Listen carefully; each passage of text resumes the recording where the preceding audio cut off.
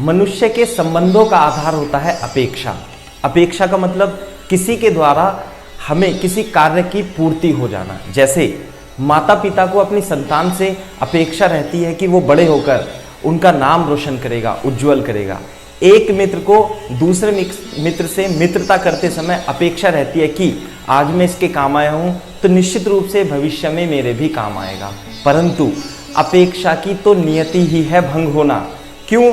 क्योंकि अपेक्षा जन्म लेती है मस्तिष्क में, और जब ये अपेक्षा किसी के द्वारा पूर्ण नहीं की जाती तो जन्म होता है संघर्ष का, और इस संघर्ष के कारण हमारा जीवन दुखदायी हो जाता है। तो जब भी आप किसी से मित्रता करें, एक माता पिता को अपनी संतान से या संतान को अपने माता पिता से, संबंधों के आधार पर अपेक्षा को बीच में नहीं लाना चाहिए। अर्थात संबंधों को अपेक्षा का आधार नहीं दिया जाना चाहिए। यदि आप ऐसा करते हैं तो निश्चित ही आपका जीवन सुखदायी होगा, आनंदमय। Hello student, welcome to Bambole Academy. I am Deepak Saini, physics faculty, and we are going to discuss the kinematics. This is the lecture number 3. In this lecture we will continue our discussion of concept of velocity and the speed. In the previous lecture, lecture number 2 of the kinematics, we have explained what is the speed and what is the velocity, and also we have done number of numericals based on the concept of the velocity and the speed. Clear है क्या बात? सबसे पहले यदि आपने हमारा बम्बोले academy YouTube channel subscribe नहीं किया है तो आप उसे सब्सक्राइब कर लीजिए, और नोटिफिकेशन के लिए बेल आइकन भी प्रेस कर दीजिए, ताकि आपको जब भी हम कोई नया वीडियो लॉन्च करें, नया वीडियो प्रोड्यूस करें, आपके पास नोटिफिकेशन पहुंच जाए और आप इसे देख सकें। ठीक है, तो हम स्टार्ट करते हैं बेटा। Concept of the velocity and speed से कंटिन्यू करते हैं। हमने क्या किया था पिछले चैप्टर में भी यही कॉन्सेप्ट हमने पढ़ा था। क्लियर है क्या बात? तो अब हम क्या करने जा रहे हैं, इस कॉन्सेप्ट को थोड़ा सा और बढ़ाएंगे, थोड़ा सा और पढ़ेंगे, and after that we will move to the concept of the acceleration. Clear है क्या बात? तो बेटा वेलोसिटी और स्पीड में सबसे पहले मैं आपको बता देता हूं कि वेलोसिटी और स्पीड में जैसे हमने डिस्कशन किया था, क्या किया था, what was the velocity. Velocity कई टाइप से हमने डिफाइन की थी। वेलोसिटी कैसे की थी? जैसे uniform velocity, non uniform velocity, and the average velocity, instantaneous velocity. Average velocity में अपने को एवरेज वेलोसिटी और इंस्टेंटेनियस वेलोसिटी बहुत ज्यादा इंपॉर्टेंट था। साथ में यूनिफॉर्म स्पीड, यूनिफॉर्म मैं थोड़ा सा रिकॉल कर देता हूं ताकि आप समझ पाओ। यदि आप ये लेक्चर पहली बार देख रहे हैं तो हो सकता है आपको कोई प्रॉब्लम आए। तो हमने यूनिफॉर्म स्पीड को इंपॉर्टेंट पॉइंट बताया था, और यूनिफॉर्म स्पीड के लिए अपन ने क्या बताया था, S बराबर UT आपको यूज करना है। साथ में एवरेज वेलोसिटी के लिए हमने बताया था concept total displacement divided by total time. Clear है क्या बात? टोटल टाइम बताया था। जबकि मैंने इंस्टेंटेनियस वेलोसिटी के लिए आपको पॉइंट बताया था कि यदि आपसे इंस्टेंटेनियस वेलोसिटी पूछी जाए, यानी किसी पर्टिकुलर इंस्टेंट पे पूछी जाए, तो आप क्या करेंगे, पोजीशन वेक्टर का डिफरेंशिएशन कर देंगे टाइम के रिस्पेक्ट में। दूसरी बात, इंपॉर्टेंट पॉइंट ये हमने बताया था क्या, कि जो एवरेज वेलोसिटी होती है, the average velocity is always asked between some particular time interval. दो टाइम इंटरवल के बीच के लिए एवरेज वेलोसिटी पूछी जाती है। जबकि यदि आप इंस्टेंटेनियस वेलोसिटी की बात करते हैं तो इंस्टेंटेनियस वेलोसिटी जो पूछी जाएगी किसी पर्टिकुलर इंस्टेंट पर पूछी जाएगी। क्लियर है क्या बात? तो हमने इसी कॉन्सेप्ट पर बहुत सारे सवाल किए थे बच्चों। अब हम इस कॉन्सेप्ट को आगे बढ़ाते हैं और कॉन्सेप्ट लिखते हैं क्या, चेंज इन वेलोसिटी। लिखो बेटा, कॉन्सेप्ट लिखो, change in velocity. Change in velocity कैसे करते हैं, वेलोसिटी में चेंज, इस पे क्वेश्चन बनेगा, क्योंकि ये कॉन्सेप्ट जो है चेंज इन वेलोसिटी का आपका एक्सेलरेशन में यूज होगा, तो इसलिए हमें आपको बताना पड़ेगा कि चेंज इन वेलोसिटी कैसे होती है। देखो, जैसे मान लेते हैं किसी पर्टिकुलर टाइम पर कोई पार्टिकल है वो इस तरीके से मूव कर रहा है और उसकी इनिशियल वेलोसिटी वेक्टर v1 है, और यहाँ पर जब वो a से इस पाथ के अलोंग घूमता हुआ b पर आ जाता है और उसकी वेलोसिटी जो हो जाती है बेटा कितनी हो जाती है, v2 वेक्टर हो जाती है। तो what is the change in the velocity? Change in velocity change in velocity कैसे होगा बेटा, delta v is equal to v2 vector minus v1 vector. यानी कि चेंज जब भी आपसे पूछा जाता है तो चेंज का मतलब ये होता है कि फाइनल माइनस इनिशियल, है ना। जैसे चेंज इन वेलोसिटी वेक्टर तो ये हो गया v2 माइनस v1, या आप इसे ये भी कह सकते हैं कि final velocity minus initial velocity. इसी तरीके से यदि आपको change in any other quantity पूछा जाए, जैसे कि मान ले चेंज इन काइनेटिक एनर्जी पूछते हैं, तो ये क्या होगा, के फाइनल माइनस के इनिशियल, या कभी कभी हम इसे k2 माइनस k1 भी इन दिस फॉर्म में भी लिख सकते हैं। ठीक है क्या बात। तो इसी तरीके से हम इस चेंज इन वेलोसिटी के कॉन्सेप्ट को समझते हुए एक क्वेश्चन करते हैं। आप एक क्वेश्चन लिखिए जैसा कि आपकी स्क्रीन पे दिखाई दे रहा है। ये क्वेश्चन एक सर्कुलर पाथ में एक कांस्टेंट स्पीड से मूव कर रहा है। मैं क्वेश्चन पढ़ देता हूं properly. If a particle is moving in a circular path with constant speed v and start its motion from point A, find the change in velocity of the particle when it reaches to the point B, point C, point D and again reaches to the point A as shown in the figure। ठीक है, तो देखो बेटा इस concept को, इस questions को हम किस तरीके से हैंडल करते हैं। ठीक है, चेंज इन वेलोसिटी का मतलब होता है कि v2 माइनस v1, जैसा इस क्वेश्चन में दिखाया गया है। फॉर एग्जांपल क्या है क्वेश्चन में एक ये सर्कुलर पाथ है ना। इस सर्कुलर पाथ में 4 पॉइंट दिए हुए हैं। ये A है, this is B and this is C and this is D। तो इनिशियली जो है पार्टिकल जो है वो A पर है, और जो उसकी स्पीड है, पार्टिकल की स्पीड कैसी है बेटा, कांस्टेंट स्पीड से वो हमेशा मूव कर रहा है। तो जब भी आपको चेंज इन वेलोसिटी के प्रॉब्लम आए, जो कि एक्सेलरेशन में आएगा डेफिनेटली, इसीलिए हम इसे कर रहे हैं। जब भी आपको चेंज इन वेलोसिटी का कॉन्सेप्ट यदि आता है तो what will you do, you will take this X axis और वाई एक्सिस को आप एज्यूम कर लेंगे। तो यदि पॉइंट ए पर इसकी स्पीड तो v ही होगी, लेकिन b पर भी v ही होगी और c पर भी v ही होगी, स्पीड की बात कर रहे हैं बेटा, और d पर भी v ही होगी। लेकिन बेटा अगर जो कोई पार्टिकल कांस्टेंट स्पीड से मूव कर रहा होता है और उसकी यदि वेलोसिटी, उसकी डायरेक्शन चेंज हो जाती है, तो वेलोसिटी भी चेंज हो जाएगी। एक बहुत इंपॉर्टेंट पॉइंट लिख लीजिए, वेरी इंपॉर्टेंट पॉइंट लिख लीजिए। क्या, if a particle is moving in a circular path with constant speed v, if a particle is moving with a constant speed on a circular path, है ना, the speed is always constant, but due to the change in direction of the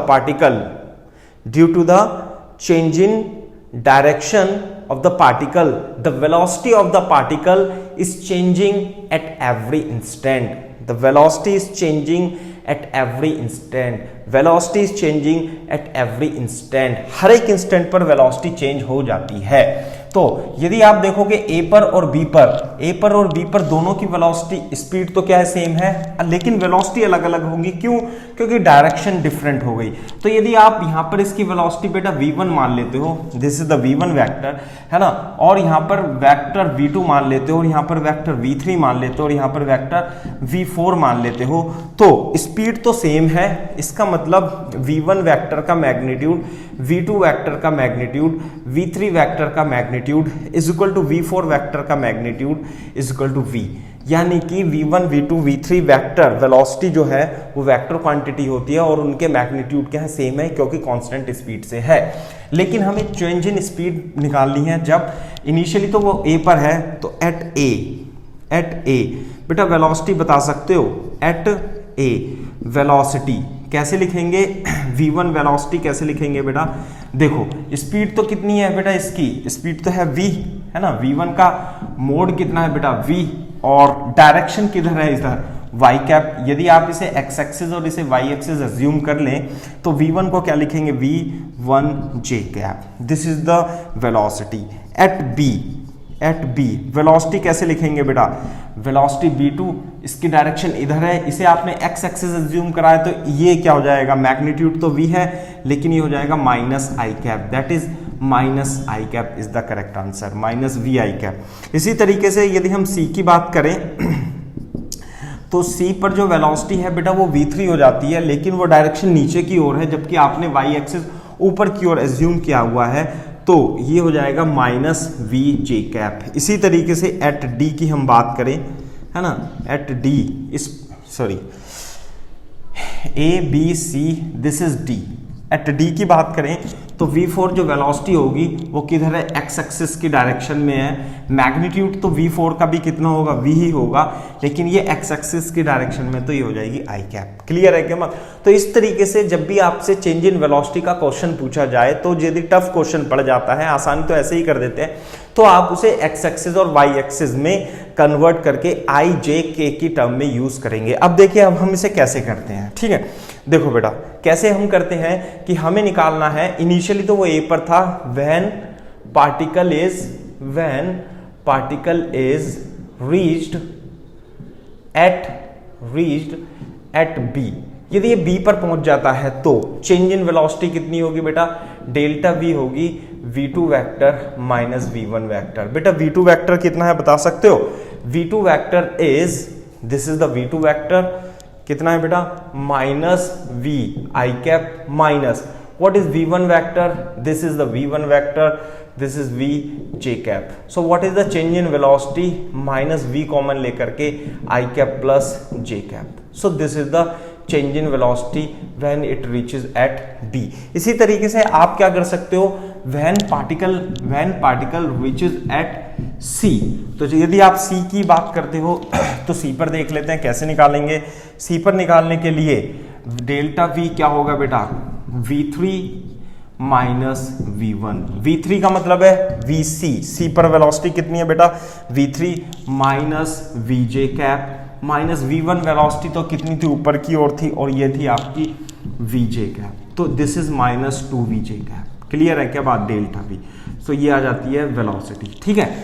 अब इसी तरीके से when particle is at c at d, यदि हम d की बात करें, यदि d पर इस पर आ जाता है तो चेंज इन वेलोसिटी कितनी होगी बेटा, v4 vector minus v1 vector. और बेटा v4 वेक्टर कितना बता सकते हो, v4 वेक्टर है v i कैप और v1 वेक्टर है v j cap. So this is the change in velocity i cap minus j cap, this is the change in velocity. इसी तरीके से यदि आप लिखना चाहते हो एट a, जब वो पुनः a पर पहुंच जाए, है ना, व्हेन, यहां पे लिख देता हूं, when particle reached eight point a again, है ना। तो देखो a अगेन यानी कि चेंज इन वेलोसिटी क्या होगी, v1 माइनस v1 ही होगी। नहीं आई बात समझ में? इस पॉइंट पर इनिशियल वेलोसिटी कितनी थी, v1, और अभी भी कितनी है v1, और वो कितनी है vj cap minus vj cap, दोनों कट जाएंगे, आ जाएगा नल वेक्टर, क्योंकि वेक्टर क्वांटिटी नल वेक्टर 0 है इसलिए नल वेक्टर लिखेंगे। तो यदि आप चेंज इन वेलोसिटी का मैग्नीट्यूड पूछोगे तो वो तो आ जाएगा 0। क्लियर है के बाद, क्वेश्चन में कभी इस तरीके से आप चेंज इन वेलोसिटी निकालेंगे। तरीका क्या होगा, तरीका ये होगा कि आपको x एक्सिस और y एक्सिस चूज करने ही पड़ेंगे, तभी आप आसानी से चेंज इन वेलोसिटी निकाल सकते हो। लेकिन वो क्या होता है, वो i j कैप कभी नहीं देता है, कभी कभी वो उसका सेंस जो होता है चेंज इन वेलोसिटी का, वो पूछता है कि आपको चेंज इन वेलोसिटी का मैग्नीट्यूड बताना है। तो सबसे पहले आप उसे x एक्सिस और y एक्सिस में लिख करके चेंज इन वेलोसिटी निकाल देंगे। जैसे जब वो b पर पहुंचा तो कितना चेंज इन वेलोसिटी होगा, तो आप क्या करेंगे, इस क्वांटिटी का क्या ले लेंगे, मॉडुलस ले लेंगे। यदि आप इसका मॉडुलस लेते हैं तो बेटा बताओ कितना आ जाएगा, यदि इसका मोड लेंगे तो इस क्वांटिटी का भी कितना जाएगा, मोड आ जाएगा, और ये हो जाएगा minus v i cap plus j cap का मोड। और इसका मोड आपको आना चाहिए, माइनस v का मोड तो v हो जाएगा, और रूट i प्लस j का मतलब होता है 1 स्क्वायर प्लस 1 स्क्वायर। इसका मतलब ये कितना जाएगा बेटा, v रूट 2 आ जाता है। आगे बात समझ में? इसी तरीके से यदि आप इसका मोड की बात करते हो, चेंज इन वेलोसिटी का मोड जब पार्टिकल कहां पर हो, c पर पहुंच जाए, तो डेल्टा v कितना आएगा, इसका आ जाएगा mode minus 2v j cap का मोड, और ये आ जाता है बेटा 2v। ये बेसिक मैथमेटिक्स में आपको क्लियर होना चाहिए कि हम किसी वेक्टर का मॉडुलस कैसे लेते हैं। क्लियर है क्या बात? इसी तरीके से यदि आप इसका मोड लेना चाहते हैं तो मोड कितना जाएगा बेटा, दोनों तरफ मोड ले लेंगे, v i cap minus J cap और मोड कर लेकर के कितना जाएगा v root over 1 square plus minus 1 square और कितना जाएगा बेटा, it will be equal to v root 2। आ गई बात समझ में? तो इस तरीके से, और इसका मोड तो मैंने लिख दिया था, ठीक है। तो इस तरीके से आप इन क्वेश्चंस में चेंज इन वेलोसिटी के मैग्नीट्यूड के साथ साथ में और चीजें भी पूछ सकते हो। क्लियर है क्या बात? तो ये है, तो इस तरीके से आपको जो मैंने कॉन्सेप्ट बताया है वो ध्यान रखना है कि आपको चेंज इन वेलोसिटी निकालते समय एक्स एक्सिस और वाई एक्सिस सेलेक्ट करेंगे और इनिशियल और फाइनल वेलोसिटी को आई और जे के टर्म में रिप्रेजेंट करेंगे and after that v2 vector minus v1 कर देंगे। और यदि आपसे मोड पूछा है तो आप उसका मोड ले लेंगे, है ना। तो इस तरीके से आप इस क्वेश्चंस को सॉल्व कर सकते हैं। हम एक और बहुत ही इंपॉर्टेंट कॉन्सेप्ट की हेल्प से इस क्वेश्चंस को समझने की कोशिश करते हैं, चेंज इन वेलोसिटी के कॉन्सेप्ट को, क्योंकि इसमें काफी बार एज इट इज क्वेश्चन पूछे जाते रहे हैं चेंज इन वेलोसिटी के लिए, है ना। जैसे कि मैं एक दूसरा क्वेश्चन आपके सामने रखता हूं, है ना। दूसरा क्वेश्चन क्या है, ध्यान से देखो बेटा। दूसरे क्वेश्चन में what is the second question, देखो क्वेश्चन क्या है, if a particle starts moving from point A on a circular path of radius r as shown in figure and reaches to the point B making angle theta on its center, find the change in velocity। बहुत ही important concept है और बहुत ही important आपका question भी है ना, जिसे कई बार पूछा गया है डिफरेंट तरीके से। हमने क्या किया है, हमने इसमें थीटा पर्टिकुलर एंगल नहीं, कोई पर्टिकुलर एंगल जैसे theta is equal to 60 degree 30 degree ऐसे नहीं लिया है, लेकिन क्वेश्चन में जो आता है थ्योरेटिकल जो क्वेश्चन आता है वो इसी टाइप से आता है कि आपको उसमें एंगल की वैल्यू भी दे रखी होती है। तो बच्चों देखो इस क्वेश्चन को कैसे करेंगे, जिस तरीके से हमने पिछला क्वेश्चन किया है उसी तरीके से हम इस क्वेश्चन में भी जाएंगे। अदरवाइज इसके करने के मेथड तो बहुत सारे हैं जो कि टफ होते हैं और समझ में नहीं आते। आपको क्या करना है, चेंज इन वेलोसिटी का कॉन्सेप्ट जब भी आपके सामने आएगा आप उसे एक्स एक्सिस और वाई एक्सिस में आई और जे की टर्म्स में रिजॉल्व करके सॉल्व करेंगे, v2 vector minus v1 vector. देखिए कैसे करते हैं, है ना। मान लेते हैं हमारा सर्कुलर पाथ है और ये क्वेश्चन में कैसे कह रहा है, रेडियस जो है इसकी कितनी है, रेडियस है इसकी r, है ना। रेडियस कितनी है बेटा, ये r रेडियस दे रखा है इसने, है ना। इनिशियली कहां पर है, a पर है और वो कांस्टेंट स्पीड v से मूव करता हुआ centre, this is the centre पर एंगल कितना क्रिएट कर लेता है, थीटा, और वो कहां पहुंच जाता है, b पर, और उसकी वेलोसिटी इस तरीके से हो जाएगी, है ना।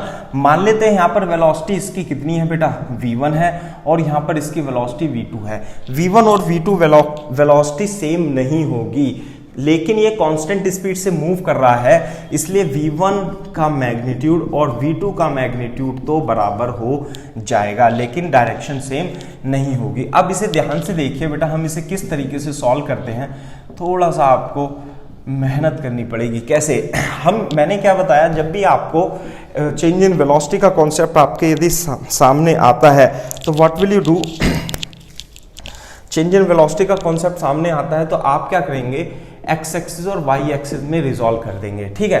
तो देखो ये वाली वेलोसिटी ध्यान से देखना, इस पॉइंट को मैं थोड़ी देर के लिए हटा देता हूं। ये इनिशियल जो वेलोसिटी वेक्टर v1 है एट a, v1 वेक्टर को मैं क्या लिखूं, मैग्नीट्यूड कितना है बेटा v1 का मैग्नीट्यूड कितना है, दिस इज v, और ऊपर की डायरेक्शन कौन से सेलेक्ट करी आपने, j यानी y, है ना। अब देखो यहाँ पे, अब v2 जो वेक्टर है ना तो वो x एक्सिस की डायरेक्शन में है ना वो y एक्स की डायरेक्शन में है, लेकिन वो किसकी डायरेक्शन में, किसी और ही डायरेक्शन में है। तो आप क्या करोगे, इसे रिजॉल्व करोगे। देखो बेटा रिजॉल्व कैसे करेंगे, रिजॉल्व करने के लिए मान लिया एंगल थीटा है तो ये वाला एंगल भी कितना होगा बेटा, थीटा होगा। यदि आप इस एंगल को थीटा लेते हैं तो ये भी एंगल थीटा होगा, मैथमेटिक्स से ट्रिग्नोमेट्री से लगा सकते हैं। दूसरी बात, यदि मैं इसे इस तरीके से लिख लूं, ठीक है, ऐसे करके, ये एंगल थीटा है तो ये टोटल एंगल कितना होता है बेटा, 90 डिग्री होता है ना। किस तरीके से होगा, 90 डिग्री होगा।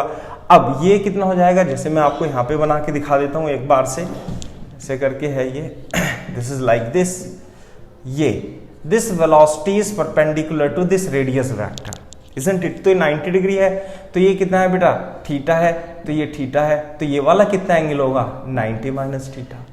क्लियर है क्या बात, ये एंगल कितना हो जाएगा, 90 माइनस थीटा। अब ध्यान से देखो, ये 90 माइनस थीटा है तो ये वाला कितना एंगल हो जाएगा, थीटा। आगे बात समझ में, इसका मतलब दिस एंगल इज थीटा। आगे बात समझ में। अब हम क्या करेंगे, देखो ध्यान से देखो, इसे मैं साफ कर देता हूं, ये ऐसे करके ये एंगल थीटा है। तो आप इस वेलोसिटी का जो मैग्नीट्यूड है v, इधर मैग्नीट्यूड कितना है बेटा v, और आप इसे रिजॉल्व कर देंगे इस डायरेक्शन में, इस डायरेक्शन में। ये थीटा कंपोनेंट है v, और ये जो हो जाएगा cos component v cos theta, और ये हो जाएगा साइन कंपोनेंट, ये हो जाएगा v साइन थीटा। आगे बात समझ में। अब हम क्या करेंगे, इस v2 वेक्टर को एट b, v2 वेक्टर जो होगा वो कितना हो जाएगा, देखो y एक्सिस में कितना है, मैं ध्यान से देखो y एक्सिस में कितना है v cos थीटा, और x एक्सिस में कितना है v sin थीटा। लेकिन x एक्सिस तो आपने इधर की एज्यूम करी है और ये है v sin थीटा।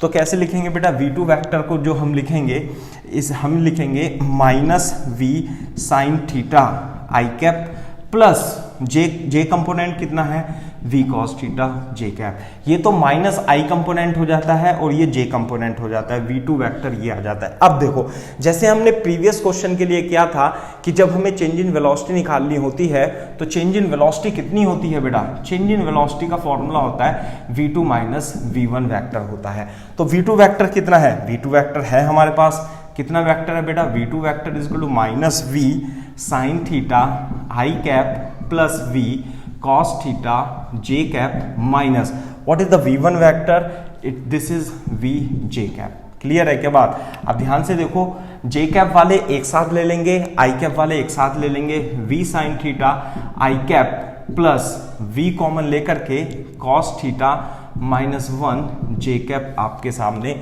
आ जाता है। क्लियर है क्या बात, v cos theta minus j cap. Clear है क्या बात। तो this is the change in velocity. आ गया answer, this is the change in velocity. लेकिन वो क्वेश्चन में क्या देता है, वो क्वेश्चन में पूछता है कि find the magnitude of the change in velocity. Actually होता क्या है क्वेश्चन में प्रॉपरली नहीं लिखा होता है कि आपको मैग्नीट्यूड चेंज इन वेलोसिटी का निकालना है, बल्कि आपको ऑप्शन दिए होंगे तो आप उन ऑप्शंस को समझ जाएंगे देख करके कि यदि चेंज इन वेलोसिटी आई जे के टर्म में नहीं दिया हुआ है, इसका मतलब मैग्नीट्यूड के बारे में ही हमसे बात हो रही है। तो यदि हम इसका चेंज इन वेलोसिटी का मैग्नीट्यूड निकालने की कोशिश करेंगे तो चेंज इन वेलोसिटी का मैग्नीट्यूड हो जाएगा बेटा I component plus J component का square minus V sine theta a square, and this is v cos theta minus 1 का स्क्वायर। इस तरीके से लिख देंगे a square plus b square. अब इसमें v स्क्वायर कॉमन आएगा, माइनस का स्क्वायर प्लस बन जाएगा तो v बाहर आ जाएगा। यहाँ पे कितना बचेगा बेटा, sine square theta plus cos theta minus 1 का फॉर्मूला a माइनस b का होल स्क्वायर, यानी cos square theta plus 1 minus 2 cos theta. Is it clear. अब sine square theta plus cos square theta की वैल्यू 1 होती है, और ये कितना हो जाएगा 1 plus 1 minus 2 cos theta, and this is equal to root over 2 minus 2 cos theta. इसमें से हम 2 कॉमन ले लेंगे और 2 कॉमन लेकर के बच जाएगा 1 माइनस cos थीटा। अब देखो बेटा 1 माइनस cos थीटा का फॉर्मूला जो होता है ना, वो cos 2 theta is equal to 2 cos square theta minus 1 की हेल्प से हम निकाल सकते हैं। तो जो cos थीटा का 1 माइनस और ये होता है, और साथ में 2 ये हम 1 माइनस 2 साइन स्क्वायर थीटा भी हम इसे लिख सकते हैं, दोनों ही फॉर्मूले होते हैं क्योंकि। तो 2 sine square theta is equal to 1 minus cos 2 theta, इस तरीके से लिखेंगे। अब थीटा की जगह यदि हम थीटा बाय 2 कर देते हैं तो यहाँ पे आ जाएगा साइन स्क्वायर थीटा बाय 2 और 1 माइनस cos थीटा यहाँ पे आ जाएगा। इसका मतलब 1 माइनस cos थीटा की वैल्यू कितनी हो जाएगी, 2 साइन स्क्वायर थीटा बाय 2। हो सकता है आपको ये चीज़ समझ में ना आए, लेकिन ट्रिग्नोमेट्री में जाकर के आप इसे समझ सकते हैं। ठीक है, तो बेटा चेंज इन वेलोसिटी का जो मैग्नीट्यूड होगा डेल्टा v वो कितना हो जाएगा, it is equal to root over v 2 into 2 sine square theta by 2। तो कितना जाता है answer, 2v sine theta by 2 answer आ जाता है। तो what is the change in velocity, change in velocity when particle is moving with constant speed on a circular path and it makes angle theta on the center of the circle, then the change in velocity is 2v sin theta by 2। मैं आपको बता देता हूँ इस question को कैसे पूछा गया है। इस क्वेश्चन को जब पूछा गया था तो उसमें थीटा की डिफरेंट वैल्यूज आपसे पूछी गई थी, है ना, थीटा की डिफरेंट वैल्यूज आपको दी गई हैं और तब क्वेश्चन पूछा गया। थीटा की डिफरेंट वैल्यूज कैसे दी गई हैं वो मैं आपको बता देता हूं कि उसने क्वेश्चन में ये दिया हुआ है कि यदि कोई पार्टिकल एक सर्कुलर पाथ पे कांस्टेंट स्पीड से मूव करता हुआ ए से बी तक मूव करता है और ये सेंटर पर 60 डिग्री एंगल सबटेंड करता है तो चेंज इन वेलोसिटी कितनी होगी।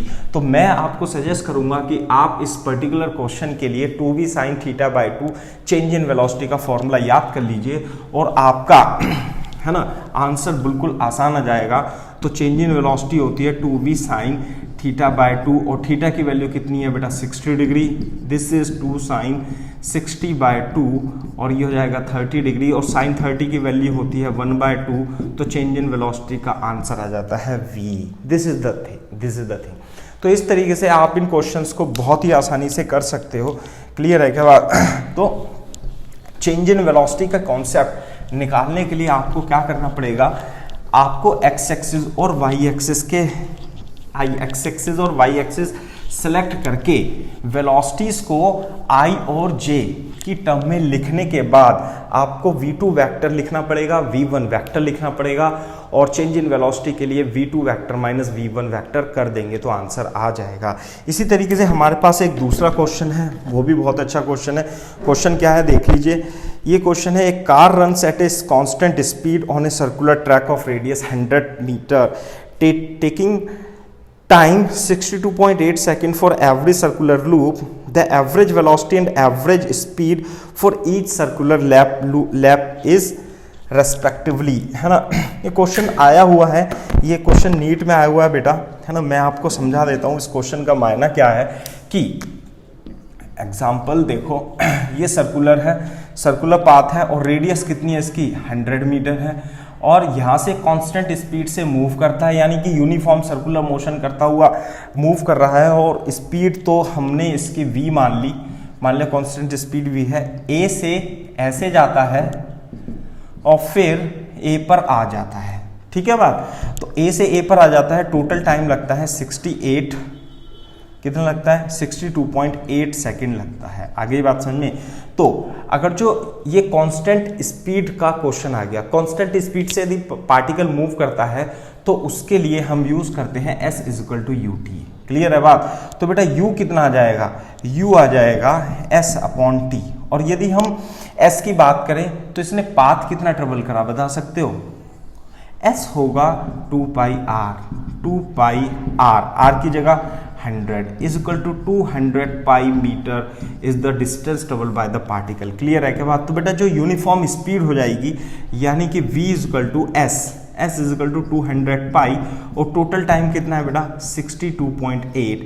यदि आप पाई की वैल्यू रख दोगे तो 3.14 होता है और 62.8 यदि आप इसे देखोगे काट के तो कितना हो जाएगा, ये हो जाएगा 10 इंटू, है ना, 10 into 62.8 upon 62.8 that is velocity is equal to 10 metre per second आ जाती है ना। अब इसमें देखो कि a से स्टार्ट होता है और a पर ही आ जाता है। तो बेटा जब स्टार्ट है तो उसकी वेलोसिटी v1 है और जब वो आ जाता है v2 पर तब भी वेलोसिटी उसकी v2 हो जाती है, लेकिन v1 होगा u i कैप, u की जगह क्या लिख दूं बेटा 10 i कैप और v2 भी होगा 10 i cap metre per second. तो बच्चे अब जब वो उसी पॉइंट पर आ जाती है तो चेंज इन वेलोसिटी कितना लिखेंगे, है ना, सॉरी आई कैप मत लिखिए, आप इसे प्रॉपरली लिख लीजिए। यदि आप इसे एक्स एक्सिस और वाई एक्सिस मानते हैं तो इसे जे कैप और जे कैप ही लिखना पड़ेगा।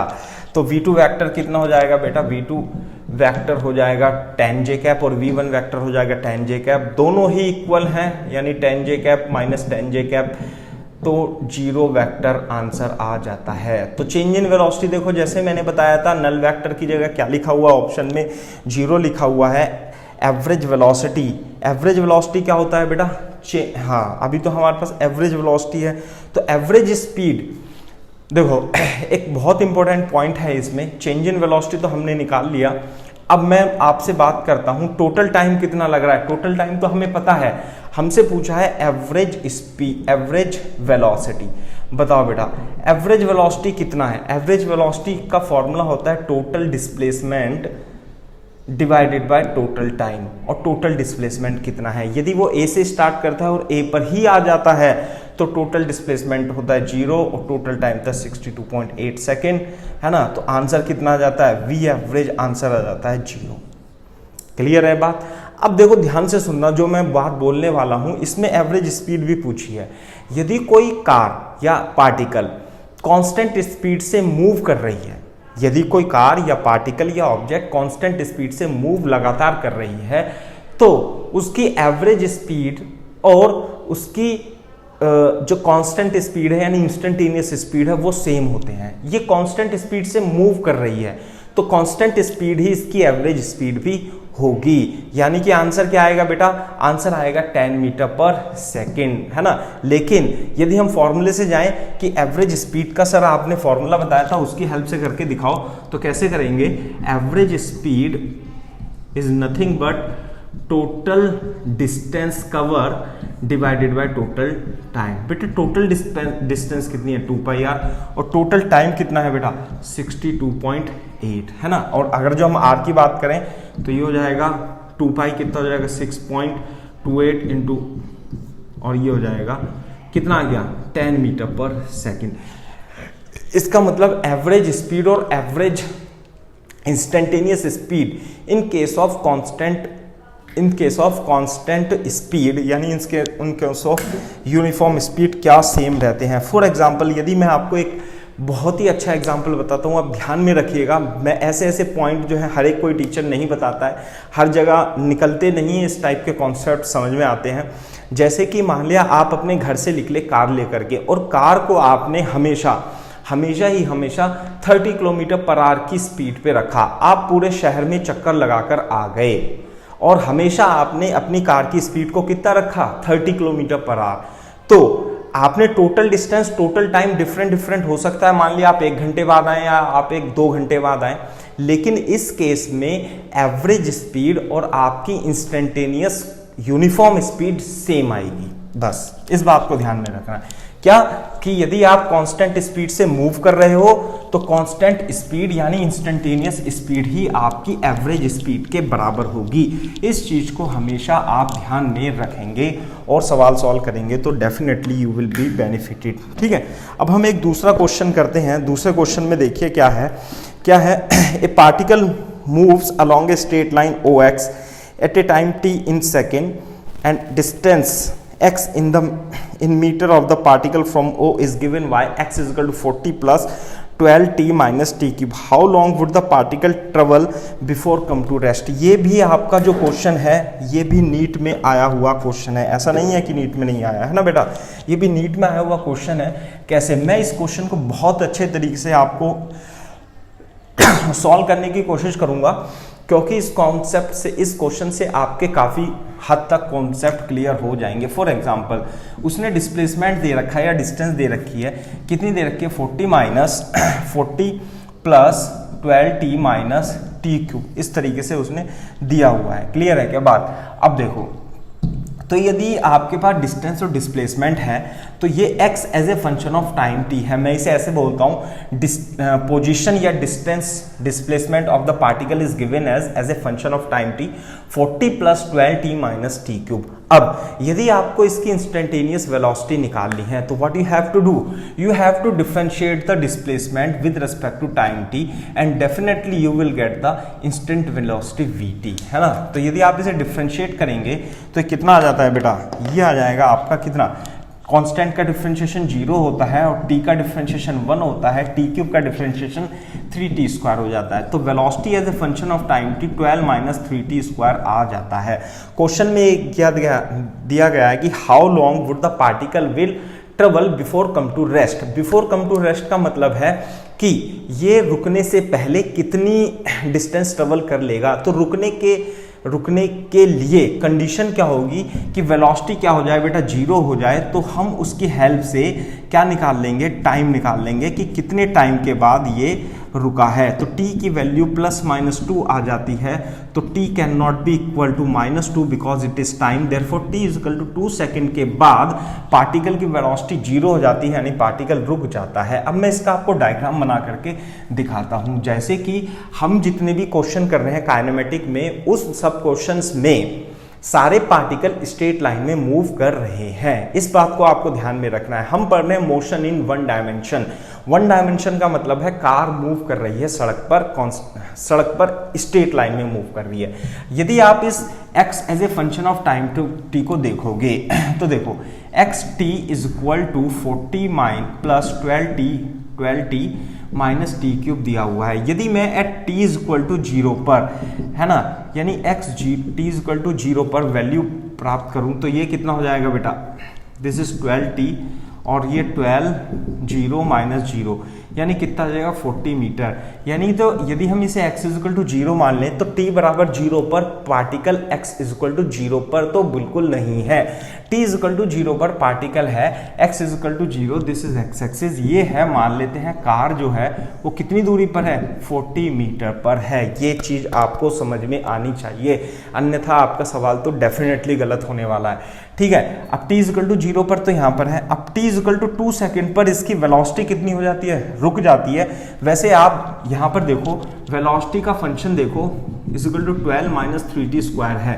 यदि मैं t इज इक्वल टू 0 रख दूं तो 0 पर यदि मैं t इज इक्वल टू 0 रख दूं तो 0 पर इसकी वेलोसिटी कितनी हो जाएगी, 12 मीटर पर सेकेंड, है ना, ये तो 0 हो जाएगा। आगे बात समझ में, दिस इज 3t स्क्वायर, है ना, 12 minus 0 is equal to 12 metre per second is the correct answer. यानी कि t इज इक्वल टू 0 पर पोजीशन क्या है पार्टिकल की, वो 40 मीटर की दूरी पर है ओरिजिन से और इधर की ओर मूव कर रहा है 12 मीटर पर सेकेंड से, है ना, और ये क्या है बेटा, t is equal to 0 second पर। लेकिन यदि मैं आपसे t is equal to 2 second की बात करें, t is equal to 2 second पर यानी x2 कितना हो जाएगा, 12 into 2 minus 2 cube, this is 40 plus 24 minus 8, this is 40 plus 16, कितना हो गया 56 मीटर।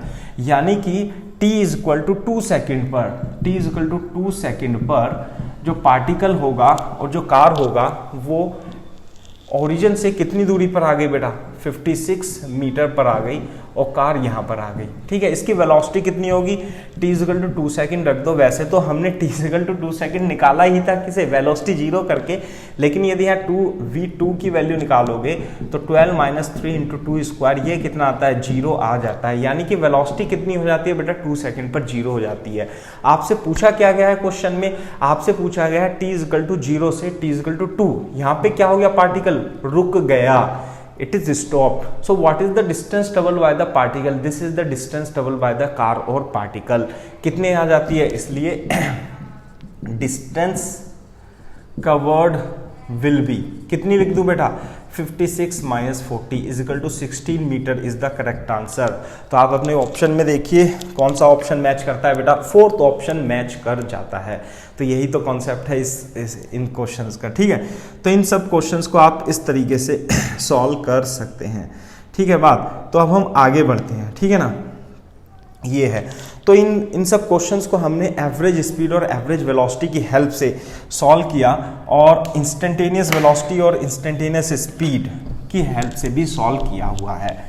ठीक है बच्चों, तो ये बहुत ही अच्छे क्वेश्चन है। ये जितने भी मैंने अभी क्वेश्चन कराए हैं ये सब नीट में आए हुए हैं। इन क्वेश्चंस को समझने के लिए आप इन्हें 1-2 बार और करिएगा, जब भी जा करके बेटा आपसे कॉन्सेप्ट जो है वो क्लियर होता है। अन्यथा क्या होता है, कॉन्सेप्ट रह जाता है और फिर वो बाद में समझ में नहीं आता है ना। तो मेरे ख्याल से आपको स्पीड और वेलोसिटी का कॉन्सेप्ट क्लियर होना चाहिए। स्पीड और वेलोसिटी, इंस्टेंटेनियस वेलोसिटी और एवरेज वेलोसिटी 2 टाइप की होती है, इस चीज़ को आपको ध्यान में रखेंगे। और जो स्पीड होती है उसमें यूनिफॉर्म स्पीड अपने काम की होती है और उसके लिए हम s इक्वल टू ut लगा देते हैं। मेरे ख्याल से बिल्कुल समझ में आना चाहिए। अब हम नेक्स्ट कॉन्सेप्ट की ओर मूव करते हैं और वो कॉन्सेप्ट क्या है, एक्सेलरेशन। तो बेटा हेडिंग डालो, व्हाट इज एक्सेलरेशन, हेडिंग डालो बेटा एक्सेलरेशन। व्हाट इज एक्सेलरेशन, हम बता देते हैं एक्सेलरेशन आपको क्या होता है। एक्सेलरेशन एक बहुत ही इंपॉर्टेंट कॉन्सेप्ट है ना। तो एसिलेशन कैसे होता है? एसिलेशन की डेफिनेशन लिख लीजिए बेटा, है ना। It is a vector quantity, acceleration is a vector quantity and the rate of change of velocity with respect to time is called the acceleration. ये तो definition, rate of change of velocity with respect to time is called acceleration. Type है ना, it is a vector quantity, point बना के लिखो, vector quantity है। दूसरा point, unit जो होगी इसकी एसआई यूनिट, वो मीटर पर सेकेंड स्क्वायर होगी। क्लियर है क्या बात? और डायमेंशनल फॉर्मूला इसका LT-1 होगा। This is the dimension formula. अब हम मूव करते हैं टाइप्स ऑफ एसिलेशन पर। Types of acceleration, what is type of acceleration? जिस तरीके से हमने कांस्टेंट स्पीड और स्पीड और वेलोसिटी के टाइप्स पढ़े थे, uniform, non uniform, average and instantaneous, इसी तरीके से इसमें भी है। सेम हमने कैटेगराइज किया हुआ है। सबसे पहले लिखे यूनिफॉर्म एसिलेशन। क्लियर है क्या बात? यूनिफॉर्म एसिलेशन क्या होता है? Uniform acceleration is a vector quantity, magnitude भी होता है, डायरेक्शन भी होता है। यदि एसिलेशन का मैग्नीट्यूड कांस्टेंट रहता है और साथ में उसकी डायरेक्शन भी चेंज नहीं होती है तो कैसा एसिलेशन कहलाएगा? That type of acceleration is called uniform acceleration. तो लिख लीजिए, if the magnitude as well as direction of the acceleration does not change, if the magnitude as well as direction of the oscillation does not change, the oscillation is called uniform oscillation. The oscillation is called uniform oscillation. दूसरा होता है बेटा non uniform acceleration. Non uniform acceleration है ना, non uniform acylation जैसे इसके नाम से ही आपको समझ में आ रहा है कि नॉन यूनिफॉर्म एसिलेशन क्या होगा? इफ आइदर मैग्नीट्यूड और direction is change, either magnitude, या तो मैग्नीट्यूड चेंज हो जाए या एसिलेशन की डायरेक्शन चेंज हो जाए। इफ आइदर मैग्नीट्यूड और direction is change, the acceleration is called non uniform acceleration. Non uniform acceleration. Clear है क्या बात? अच्छा, थर्ड एसिलेशन आता है। थर्ड एसिलेशन की हम बात करते हैं। थर्ड टाइप्स का एसिलेशन बहुत ही इंपॉर्टेंट एसिलेशन है, एवरेज एसिलेशन। क्या है बेटा? एवरेज एसिलेशन, ए एवरेज, है ना। फिर से मैं आपको बता देता हूं, जब भी आपके सामने एवरेज शब्द आ जाए तो आप ये ध्यान में रखिएगा कि एवरेज का मतलब है किन्हीं दो पर्टिकुलर टाइम के बीच, है ना, बिटवीन टू टाइम इंटरवल की बात हम कर रहे हैं। बिटवीन टू टाइम इंटरवल की हम बात कर रहे हैं। तो व्हाट इज एवरेज एसिलेशन मैं आपको बता देता हूं। मान लिया कि इनिशियली पार्टिकल ए पर था और इसकी वेलोसिटी v1 था और ये घूमता घामता कहां पर आ जाता है बेटा? b पर आ जाता है और इसकी वेलोसिटी हो जाती है b2। मान लेते हैं कि इसकी जब ये ए पर था तो ये टाइम t1 पर था और जब ये पाथ इस पाथ के अलोंग घूमता हुआ b पर आ जाता है तो इसे टाइम हो जाता है t2। तो जो टोटल टाइम ऑफ मोशन होगा वो होगा t2-1। टोटल टाइम होगा t2-t1। We can write on delta t। तो एवरेज एसिलेशन क्या होता है? इनिशियल वेलोसिटी v1 थी और फाइनल वेलोसिटी v1 हो गई। तो a average acceleration, a average हम जो डिफाइन करते हैं वो change in velocity divided by total time. This is the definition. So a average acceleration is change in velocity. कितनी है बेटा? v2 minus v1। पहली वेलोसिटी कितनी थी? v1। अब कितनी वेलोसिटी है? v2। तो चेंज इन वेलोसिटी कितना हुआ? v2 minus v1 हुआ। और टोटल टाइम कितना हुआ बेटा? Total time is delta t, that is v2 minus v1 upon t2 minus t1, और a average also can be written as delta v upon delta t is the definition for average acceleration. इस average acceleration को आपको इसी तरीके से ध्यान रखना है कि total change in velocity divided by total time is defined as average acceleration होता है। यदि हम इसकी यूनिट की बात करें, यूनिट क्या होगी? मीटर पर सेकेंड तो नीचे है, ऊपर है, और मीटर पर सेकेंड स्क्वायर, और LT-1 इसका डायमेंशन फॉर्मूला हो जाता है। सो कितने टाइप के एसिलेशन हो गए? यूनिफॉर्म, नॉन यूनिफॉर्म, और थर्ड हो गया एवरेज एसिलेशन। क्लियर है क्या बात? तो average acceleration is nothing but total change in velocity divided by total time taken. अब फोर्थ एसिलेशन की बात आती है जो कि बहुत ही इंपॉर्टेंट होता है। फोर्थ एक्सेलरेशन क्या है बेटा? Instantaneous acceleration. Instantaneous acceleration definition आपको इसके नाम से ही पता लग रहा है कि इंस्टेंटेनियस एक्सेलरेशन क्या होगा। एक्सेलरेशन ऑफ ए पार्टिकल और of an object at a particular instant is called instantaneous acceleration. किसी पर्टिकुलर इंस्टेंट पर, पर्टिकुलर इंस्टेंट का मतलब है कि T2 और T1 में कोई चेंज नहीं है। जैसे मैंने आपको वेलोसिटी में बताया था कि T1 कितना है 2.00000 सेकेंड और T2 कितना हो गया 2.00001 सेकेंड। यानी कि इफ इंस्टेंटेनियस का मतलब होता है कि T1 भी अभी था और T2 भी जस्ट अभी था, लेकिन दोनों सेम नहीं है, दोनों सेम नहीं है, लेकिन लगभग सेम जैसे ही है। उसका मतलब दोनों में अंतर यदि बहुत छोटा हो तो डेल्टा टी क्या होगा बेटा? T2 minus T1 that is 2.0001 minus 2.0000 है ना, इट इज इक्वल टू 0.00001 यानी 10 की पावर -5 सेकेंड, यानी delta t tends to 0। Delta t किसकी तरफ है? 0। तो अब मैं आपको डेफिनेशन बताता हूं किसकी?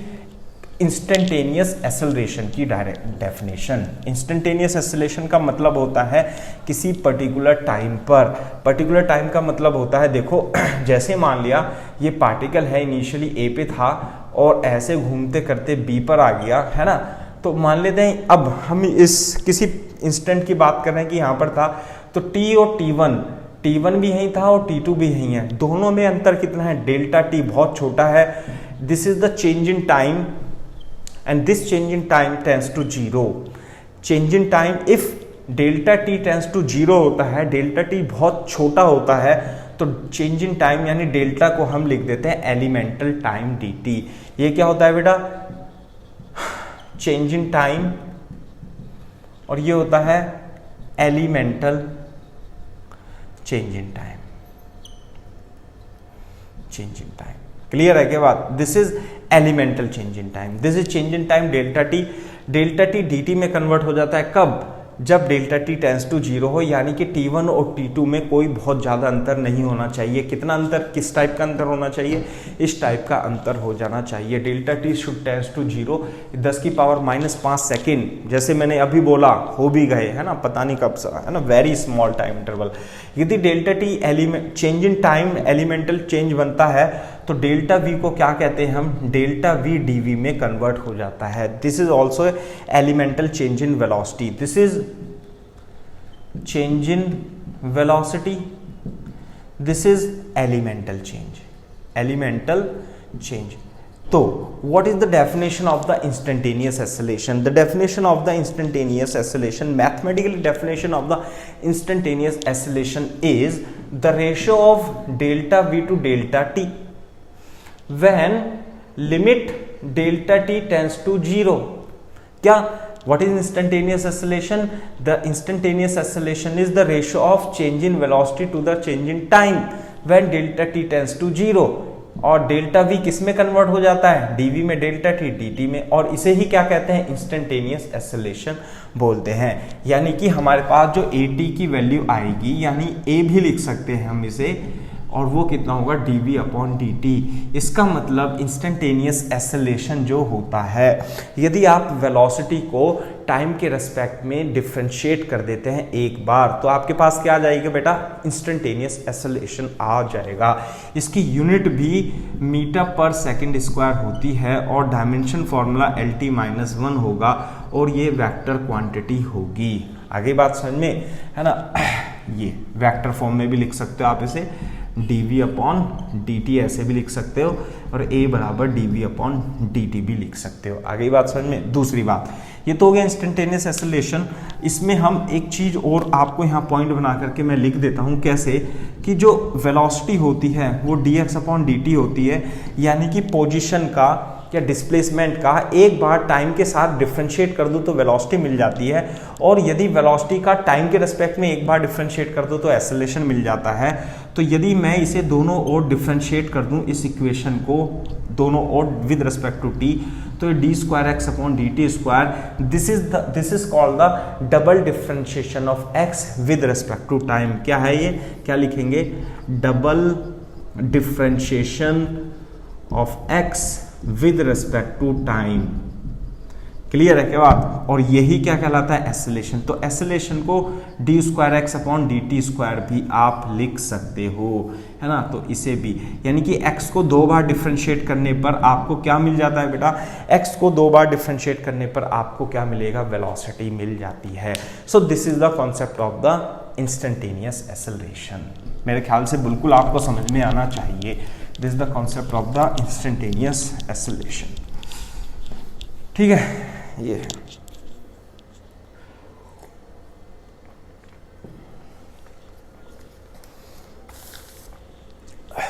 अब देखो, अब हम एसिलेशन के बारे में और एवरेज एसिलेशन और इंस्टेंटेनियस एसिलेशन को समझने के लिए कुछ एग्जाम्पल लेते हैं।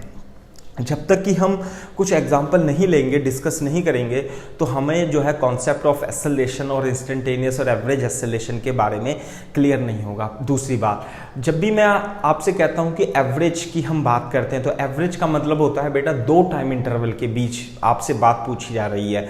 यदि आपसे इंस्टेंटेनियस की बात की जा रही है तो इसका मतलब किसी पर्टिकुलर इंस्टेंट पर आपसे बात की जा रही है ना। तो इस चीज़ को आपको ध्यान में रखना है। फॉर एग्जाम्पल, है ना, देखो मेरी बात सुनो, हमने अभी अभी एक सवाल किया था कि मान लेते हैं हमारे पास एक सर्कुलर पाथ है और इसकी रेडियस 500 मीटर है और इस पे कोई पार्टिकल 25 पाई मीटर पर सेकंड से कॉन्टिन्यूसली मूव कर रहा है ना, यूनिफॉर्म स्पीड से मूव कर रहा है। क्वेश्चन मैं लिखा देता हूं आपको, if a particle is moving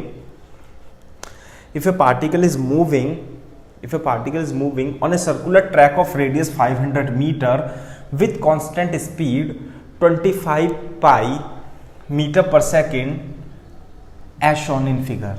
If initial it is at point A, it is at point A, find the average acceleration when it reaches at point B, at point C and again reaches at point A. दोबारा से बता देता हूं, find the average acceleration when it reaches at point B, at point C, again reaches at point A.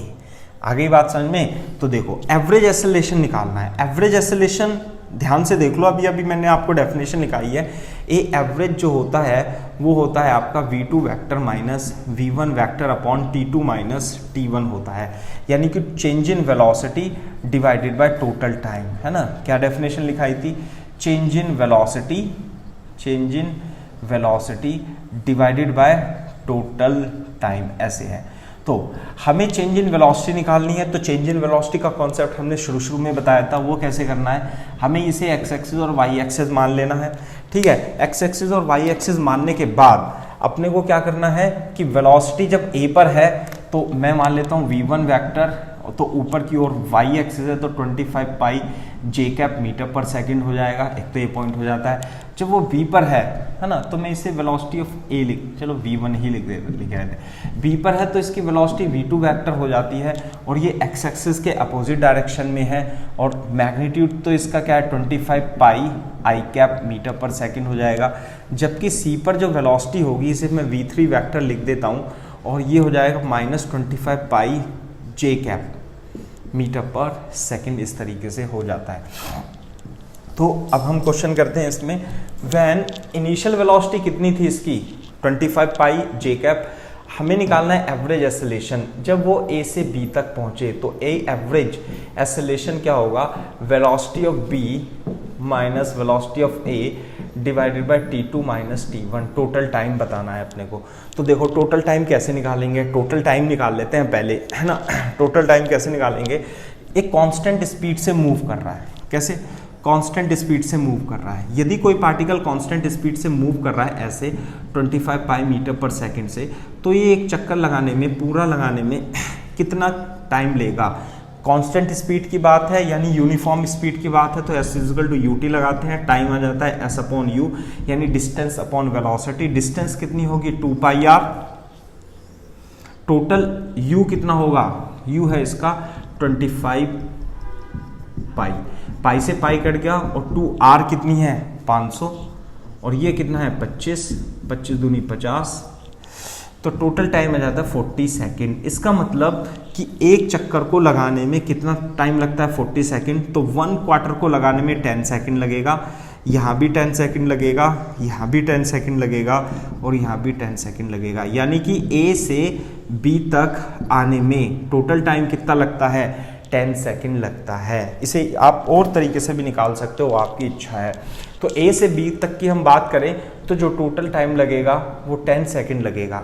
अब हम बात करते हैं चेंज इन वेलोसिटी की, तो VV वेक्टर कितना है -25 पाई आई कैप और VA वेक्टर कितना है बेटा 25 पाई जे कैप। क्लियर है क्या बात? तो A एवरेज आ गया, कितना आ गया -25 pi I cap plus J cap divided by 10 metre per second square, answer आ गया इसका। So this is the average acceleration. What is the average acceleration? Total change in velocity divided by total time taken.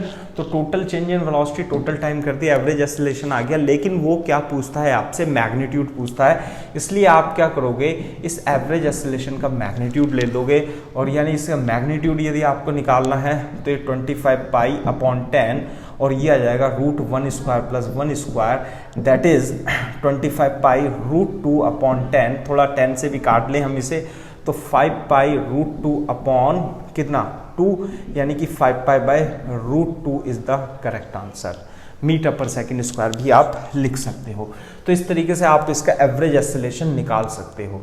ठीक है बात। अब हम बात करते हैं जब वो पार्टिकल C से पहुंचे यानी A से C तक, A से C तक डेल्टा T यदि मैं टोटल टाइम पूछूं यहाँ से इस पॉइंट से यहाँ तक तो 10 सेकेंड प्लस 10 सेकेंड, क्योंकि टोटल 40 सेकेंड था तो आधा सर्कमफेरेंस करने में जो T2 माइनस T1 टाइम होगा वो 20 सेकेंड हो जाता है। अब हम बात करते हैं चेंज इन वेलोसिटी की, तो डेल्टा V होगा यानी कि इस पर वेलोसिटी कितनी है बेटा v2 माइनस v1, यानी कि v2 क्या है c पर वेलोसिटी कितनी दी हुई है -25 पाई जे कैप और v1 कितना दिया हुआ है 25 पाई जे कैप, तो कितना हो जाता है बेटा -50 पाई जे cap metre per second change in velocity आ जाता है। एवरेज एक्सेलरेशन की डेफिनेशन बता दो मेरे को।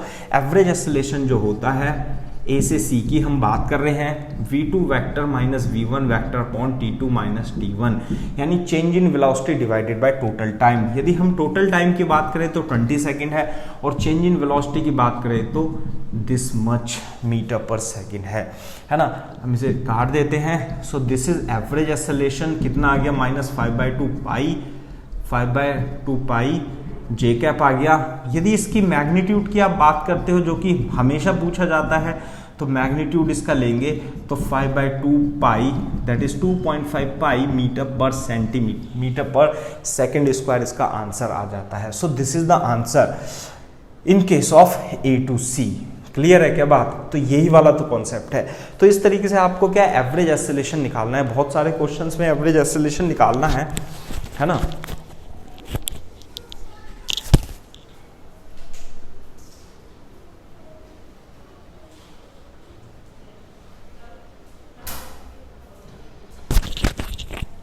एक एक्सेलरेशन और बच जाता है ना। एक एक्सेलरेशन कौन सा बच जाता है बेटा? एक एक्सेलरेशन बच जाता है कि जब वो मूव करके A पर ही आ जाए। तो जब वो बेटा मूव करके A पर ही आ जाएगा, ये तो बहुत ही अच्छा कॉन्सेप्ट हो गया। when it reaches at A again, जब A पर ही पहुंच जाएगा तो डेल्टा V कितना हो जाएगा 0 वेक्टर। नहीं आई बात समझ में? तो डेल्टा V का मैग्नीट्यूड कितना हो गया बेटा 0, इसलिए A एवरेज क्या होता है change in velocity divided by change in time.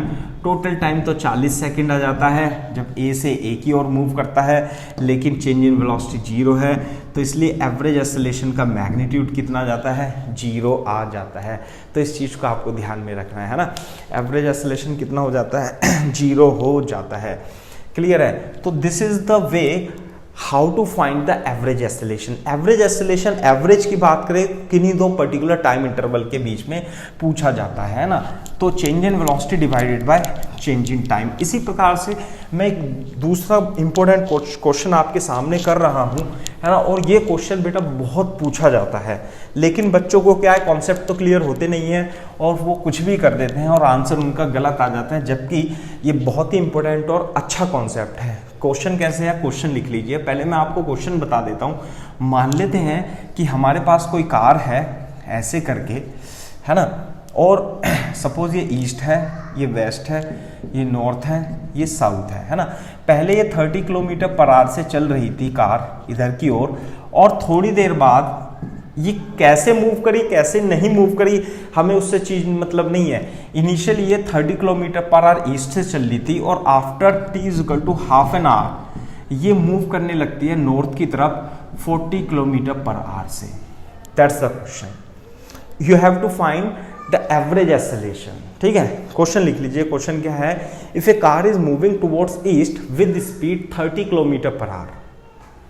If a car is moving with speed 30 km per hour towards east, after half an hour, it is moving towards north with speed 40 km per hour. After half an hour, it is moving towards north with speed 40 km per hour. You have to find average acceleration. Find average acceleration. Average acceleration. ठीक है, ये आपको find करना है। तो देखो कैसे करेंगे। मैंने बताया है कि आपको एवरेज एक्सेलरेशन का जो फॉर्मूला होता है वो होता है delta v upon delta t, यानी v2 vector minus v1 vector upon total time. तो बेटा total time change in velocity divided by total time. Total time तो उसने 1/2 r दे दिया, लेकिन आपको क्या निकालना है, change in velocity. Change in velocity कैसे निकलेगी, चेंज इन वेलोसिटी को निकालने के लिए जैसे हमने कॉन्सेप्ट पढ़ा था कि वेलोसिटी यदि आपको चेंज निकालना है तो आपको क्या ज्यूम करना पड़ेगा, एक्स एक्सिस और वाई एक्सिस। इनिशियल कंडीशन तो ये है और फाइनल कंडीशन ये है। तो इनिशियली तो ईस्ट की तरफ है यानी एक्स एक्सिस की तरफ, तो यदि मैं इसकी वेलोसिटी v1 वेक्टर मान लूँ तो जो v1 वेक्टर होगा वो 30 i cap kilometre per our हो जाएगा, जबकि v2 वेक्टर जो होगा, v2 वेक्टर इधर की ओर होगा और वो j की तरफ होगा और 40 j cap kilometre per our हो जाएगा। नहीं आई बात समझ में? तो हम क्या करेंगे बेटा, हम इसकी क्या निकाल लेंगे, चेंज इन वेलोसिटी निकाल लेंगे। अब देखो चेंज इन वेलोसिटी यहाँ पे लिख देता हूँ मैं। v2 वेक्टर कितना है, v2 vector is 40 j cap minus v1 vector कितना है 30 है कैप। टोटल टाइम कितना है 1/2 is equal to 40 j cap minus 60 i cap. This is the average acceleration kilometre per hour square is the correct answer. लेकिन वो आपसे पूछता क्या, आपसे पूछता है magnitude.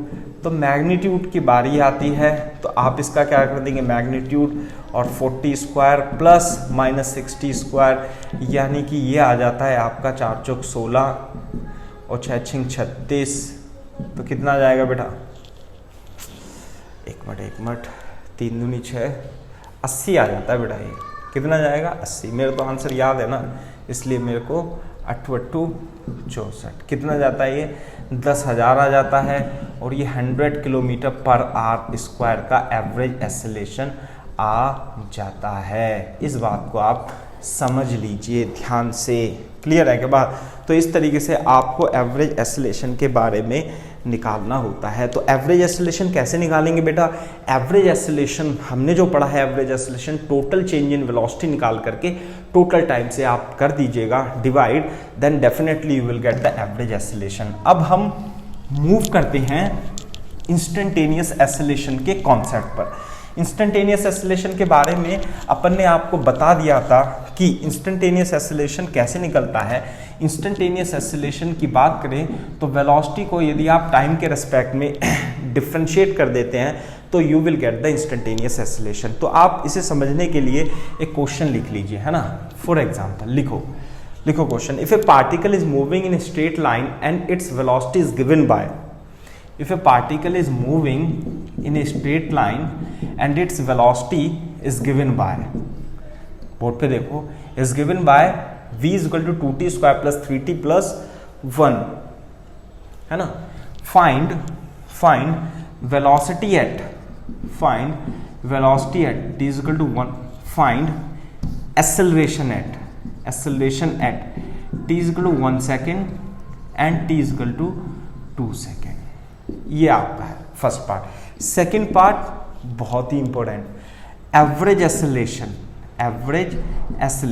Between t equal to 1 second to t equal to 2 second. देखो ऐसा ही क्वेश्चन हमने डिस्प्लेसमेंट दिया था आपको और एवरेज वेलोसिटी और इंस्टेंटेनियस वेलोसिटी के बारे में पूछा था, और t इक्वल टू 1 सेकेंड, है ना। प्रीवियस लेक्चर का लास्ट क्वेश्चन मेरे को ध्यान है, तो उसमें हमने डिस्प्लेसमेंट दिया था और वेलोसिटी पूछी थी, इंस्टेंटेनियस वेलोसिटी। जैसे इसमें एक्सेलरेशन पूछा है, वेलोसिटी दे रखी है, इंस्टेंटेनियस एक्सेलरेशन 1 सेकंड और 2 सेकंड पे पूछा है, और दूसरे पार्ट में एवरेज एक्सेलरेशन भी पूछा है। तो आपको यहाँ से क्लियर हो जाएगी बात कि एवरेज और इंस्टेंटेनियस में डिफरेंस क्या होता है। तो ध्यान से देखो बेटा, यदि आपको वेलोसिटी पता हो और इंस्टेंटेनियस एक्सेलरेशन निकालना हो तो कैसे निकालते हैं, dv अपॉन dt से।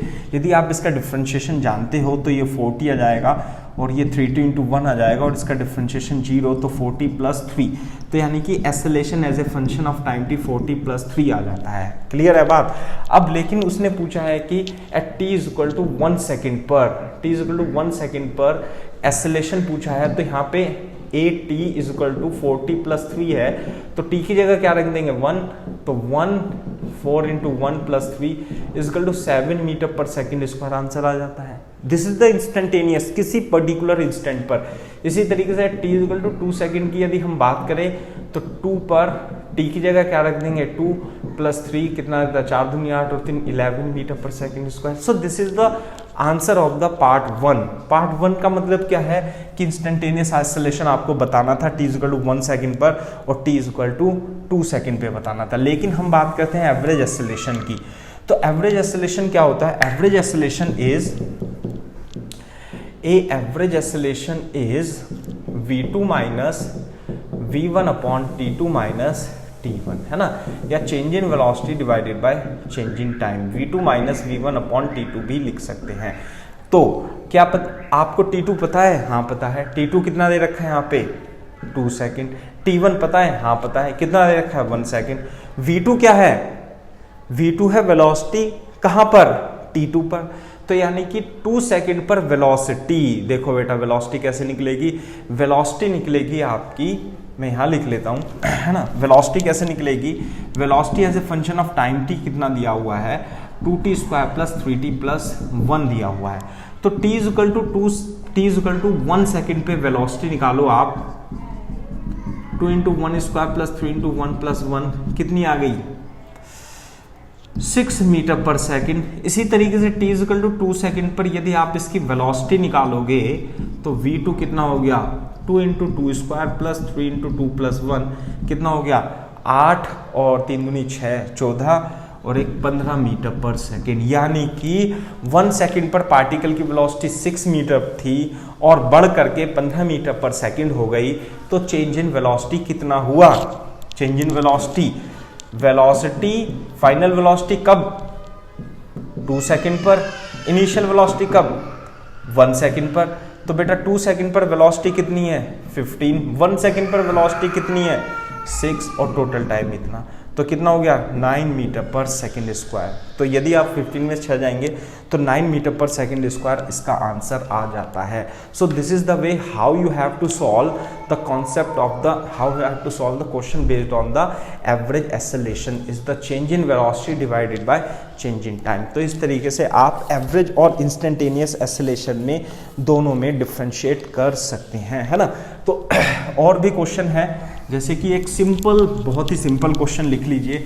सिंपल क्वेश्चन क्या है, जैसे कि लिखो if the displacement of the particle is given as, if the displacement of the particle is given by 3t cube minus 2t plus 2t square minus 5t plus 3, the displacement of the particle या position of the particle moving in a straight line is given by this equation. Find velocity at 1 second, velocity at 1 second and acceleration at 1 second. Find the velocity at 1 second and acceleration at 1 second.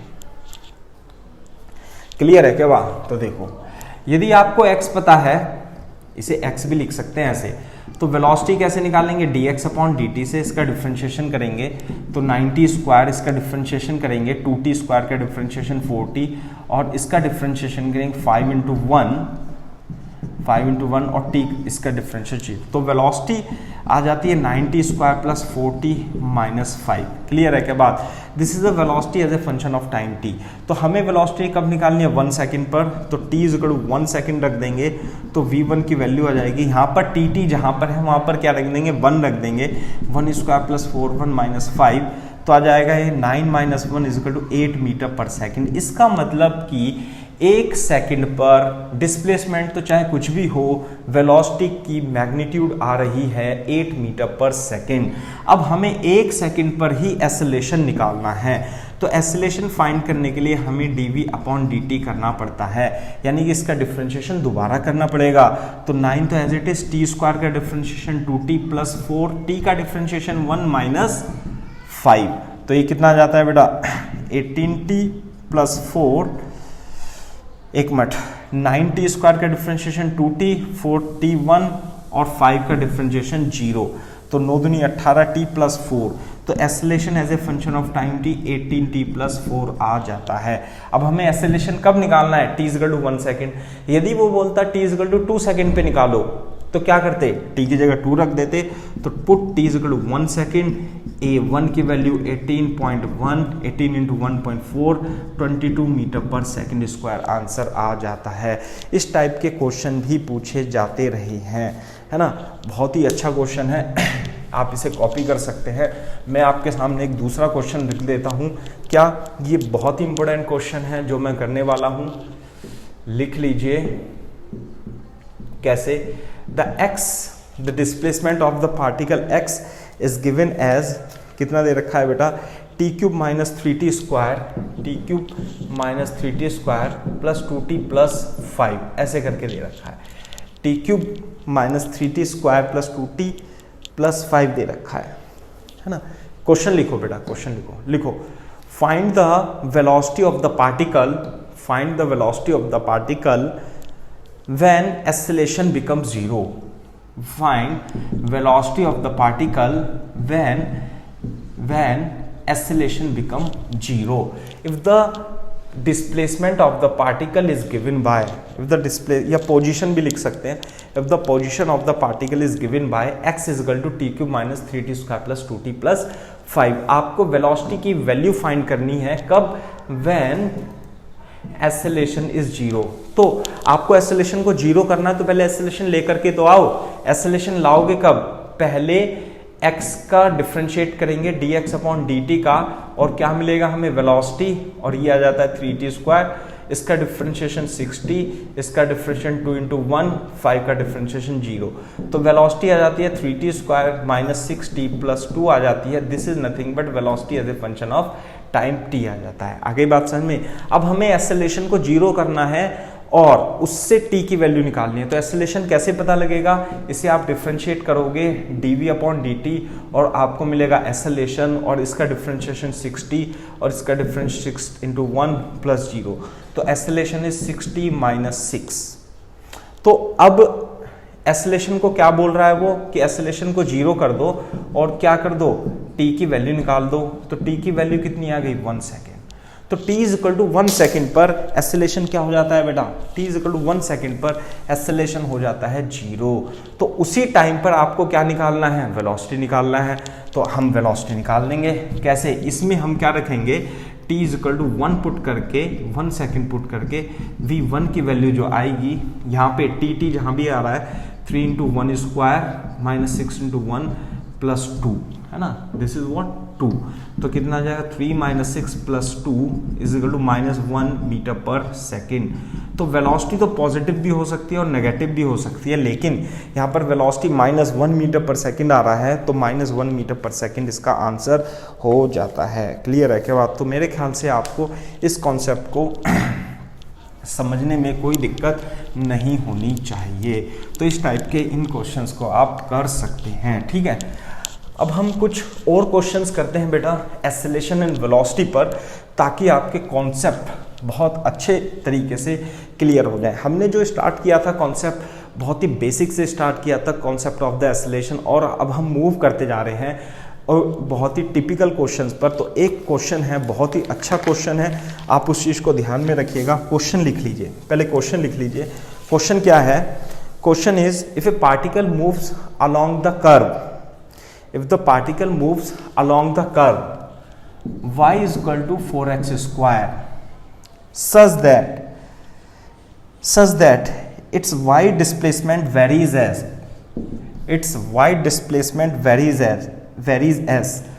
y is equal to t square plus t square by 4. Find velocity of the particle at t is equal to 2 second. Question क्या है मैं फिर से बता देता हूँ। If a particle is moving on A curve y is equal to 4x square and its y displacement is given by y is equal to t square by 4, you have to find the velocity of the particle at t is equal to 2 second. बहुत ही important और बहुत ही खतरनाक type का question है JEE mains और NEET के students के लिए, है ना। और ये क्वेश्चन आता भी है और इस टाइप का क्वेश्चन आएगा भी। सबसे पहले मैं आपको थोड़ा सा इंट्रोडक्शन दे देता हूँ कि y is equal to 4x square का जो ग्राफ होता है बेटा वो इस टाइप से होता है ना। वैसे इसका कोई मोटिव नहीं है, लेकिन फिर भी आपको पता होना चाहिए। y is equal to x square का ऐसा होता है, x square is equal to 4ay का इस तरीके से ग्राफ होता है। तो क्या हो रहा है कि एक पार्टिकल इस तरीके से मूव कर रहा है और मान लेते हैं वो इस पॉइंट पे यहाँ पर आ जाएगा, तो इसकी जो वेलोसिटी होगी v हो इस तरीके से होगी, तो इसका x कंपोनेंट भी होगा और y कंपोनेंट भी होगा। तो जब आप वेलोसिटी लिखोगे किसी पार्टिकल की तो x डायरेक्शन में अलग और y डायरेक्शन में अलग निकालोगे। तो x डायरेक्शन में वेलोसिटी अलग आएगी, y डायरेक्शन में वेलोसिटी अलग आएगी। तो x डायरेक्शन में वेलोसिटी जो आएगी वो x को डिफरेंशिएट करने से आएगी और y डायरेक्शन में जो वेलोसिटी आएगी वो y को डिफरेंशिएट करने से आएगी। तो उसने हमें क्वेश्चन में बहुत अच्छी बात है कि y तो as a function of time t दे दिया है, y is equal to t square by 4 तो दे दिया है। तो यदि मैं dy अपॉन dt कर दूं तो वेलोसिटी इन y डायरेक्शन तो आ जाती है। डिफरेंशिएट करूंगा तो 2t/4 दिस इज t/2 आ जाती है। तो velocity in y direction as a function of time t is equal to 2 आ जाता है। यदि मैं इसमें t is equal to 2 second put करूं तो y डायरेक्शन में जो वेलोसिटी आती है वो 2/2 यानी 1 मीटर पर सेकेंड आ जाती है। यानी vy कितनी आ गई बेटा? 1 मीटर पर सेकेंड आ गई। तो y कंपोनेंट तो अपने पास आ जाता है, लेकिन x कंपोनेंट निकालने के लिए हमारे पास क्या होना चाहिए? x होना चाहिए। जिस तरीके से vy निकालने के लिए हमारे पास y था as a function of time t, इसी तरीके से vx निकालने के लिए हमारे पास x होना चाहिए as a function of time t। उसके x निकालने के लिए हमें क्या दे रखा है? हमें ये दोनों इक्वेशन दे रखी हैं और हम इसमें से x निकाल सकते हैं। जैसे यहाँ से देखो कि y दोनों में क्या है? बराबर है ना। तो y को एलिमिनेट करके x की वैल्यू निकाल लेंगे। कैसे? टी स्क्वायर बाई 4, इधर y ये है और इधर कितना है? 4x स्क्वायर 16x स्क्वायर, तो t is equal to 4x, तो implies that x is equal to t/4 आ जाता है। अब हमारे पास x as a function of time t आ गया है। तो जब हमारे पास x as a function of time t आ जाता है तो हम कर देंगे dx अपॉन dt और क्या मिल जाएगा हमें? vx। तो बेटा इसका डिफरेंशिएशन करेंगे t के रेस्पेक्ट में तो 1/4 तो एज इट एज आ जाएगा और t का डिफरेंशिएशन होता है 1, यानी कि vx की वैल्यू 1/4 मीटर पर सेकेंड है। दूसरी बात, ये वेलोसिटी कांस्टेंट वेलोसिटी है, यानी x डायरेक्शन में पार्टिकल की वेलोसिटी हमेशा कांस्टेंट है, केवल और केवल y डायरेक्शन में t के फंक्शन में दी हुई है। यदि आप इसमें 1 सेकेंड 2 सेकेंड रख ही नहीं पाएंगे क्योंकि ये कांस्टेंट है, तो ये टाइम पे डिपेंड नहीं करती। इसलिए जो पार्टिकल की वेलोसिटी होगी वो कैसे दी जाएगी बेटा? v is equal to vx की वैल्यू कितनी आ गई? 1/4 i कैप, और vy की वैल्यू कितनी आ जाती है बेटा? vy की वैल्यू टाइम पर वेरी करती है, लेकिन उसने t is equal to 2 second पे पूछा था, इसलिए मैंने t is equal to 2 second पे रख के ये 1 मीटर पर सेकेंड निकाल दिया था। तो ये तो बेटा वेक्टर v आ जाता है ये, लेकिन वो कभी कभी क्या पूछता है? कि उसका मैग्नीट्यूड बताओ, तो हम मैग्नीट्यूड लेने के लिए इसका मैग्नीट्यूड ले देंगे और √1/4 का स्क्वायर प्लस 1 और √17/4 मीटर पर सेकेंड इसका आंसर आ जाता है। तो इससे अच्छा इसका और कॉन्सेप्ट नहीं होगा। क्लियर है क्या? बहुत ही टफेस्ट क्वेश्चन की श्रेणी में कभी कभी आ जाता है ये, है ना। और नीट में तो काफ़ी बार पूछा भी गया है इस टाइप का क्वेश्चन कि वो x as a function of time t दे देता है और आपको y as a function of time t निकालना पड़ता है। इस बात का ध्यान रखेंगे आप, ठीक है बेटा। ये है। अब हम एक दूसरा कॉन्सेप्ट पढ़ते हैं एसेलेशन पर। जो एसेलेशन का कॉन्सेप्ट है बहुत ही वाइड कॉन्सेप्ट है, इसमें काफ़ी चीज़ें जो है इंक्लूड हो जाती हैं। जैसे कि मान लेते हैं एसेलेशन बताया इंस्टेंटेनियस, मैंने आपको dv/dt के बारे में बताया, मैं इसे dv=a/dt लिख सकता हूँ। क्लियर है बात? यदि मैं दोनों डिफ्रेंशिएशन कर दूं तो मान लेते हैं t1 पर वेलोसिटी v1 थी, यानी इनिशियल वेलोसिटी v1 थी, और t2 पर वेलोसिटी v2 हो जाती है। तो dv का डिफ्रेंशिएशन, dv का इंटीग्रेशन क्या होता है v, तो v और v1 से v2 तक। बेटा यदि आपको इंटीग्रेशन नहीं आता है तो भंबोले एकेडमी पर इंटीग्रेशन के लिए भी हमने बेसिक मैथमेटिक्स में वीडियो लेक्चर बनाया हुआ है, आप उसे देख सकते हैं, है ना। दूसरी बात ये हो जाएगा a/dt and t1 to t2, ये आ जाएगा v2 - v1 = a/dt t1 से t2। This is delta v a/dt v1 t1 से t2। इसका मतलब क्या है? This is nothing but change in velocity. क्या है बेटा ये? Change in velocity. कैसे मिलेगी चेंज इन वेलोसिटी? यदि आपको एसेलेशन और टाइम में कोई ग्राफ दिया हुआ है, यदि आपको एसेलेशन और टाइम में ग्राफ दिया हुआ है, मान लिया इस तरह से ग्राफ दिया हुआ है, और t1 से t2 के बारे में यदि आपको बात करनी है, तो यदि आप, ये क्या है? This is the area under AT curve, A for acceleration, T for time, यानी कि एसेलेशन वर्सेस टाइम ग्राफ में t1 से t2 का जो एरिया होगा वो क्या होगा? a/dt होगा, और t1 से t2, और ये किसके इक्वल होगा बेटा? डेल्टा v, यानी चेंज इन वेलोसिटी। नहीं आई बात समझ में? इस चीज को आपको ध्यान में रखते हुए क्वेश्चंस को आगे करना है। क्लियर है क्या बात? तो एक क्वेश्चन लिख लीजिए। क्वेश्चन क्या है मैं बता देता हूं आपको। लिखो बेटा क्वेश्चन, इसी कॉन्सेप्ट पे बेस है। Suppose let a particle is moving in a straight line, and its initial velocity is 5 meter per second. Find the velocity of the particle after 2 seconds if its acceleration is given by 3t square. If its acceleration is given by 3t square. Clear है क्या बात? Initial velocity कितनी थी बेटा? 5 metre per second. Time कितना दिया हुआ है? 2 सेकंड। आपको क्या निकालना है? 2 सेकंड के बाद वेलोसिटी निकालनी है। कैसे निकालेंगे बेटा? ध्यान से देखो। चलो मान लिया आपको ये कॉन्सेप्ट याद भी नहीं है ना, एरिया ग्राफ, ये तो जब हम ग्राफ पढ़ेंगे तब हम समझेंगे। लेकिन ए क्या होता है? dv/dt implies that dv = a/dt। दोनों इंटीग्रेशन कर देंगे। t = 0 पर वेलोसिटी कितनी थी? 5। t = 2 सेकंड पर वेलोसिटी कितनी हो गई? v, वही तो निकालनी है। तो dv का इंटीग्रेशन क्या होता है? v, limit varies 5 to v, और यहाँ पर a की वैल्यू कितनी दी हुई है? a की value 3t² dt, limit varies from 0 to 2। तो बेटा 3t² का डिफरेंशिएशन देखो। अब इसमें पहले अपर लिमिट फिर lower limit, upper limit minus lower limit is equal to 3t², 3 तो बाहर एज इट इज, t² का इंटीग्रेशन t³ फ्रॉम 0 to 2। तो बेटा 3 से 3 कट गया, t³ from 0 to 2, v - 5, v - 5 पहले अपर लिमिट फिर लोअर लिमिट, यानी 2³ - 0, यानी velocity 5 + 8 = 13 metre per second is the correct answer. है बात समझ में? तो इस तरीके से आप इन क्वेश्चंस को सॉल्व कर सकते हो, है ना।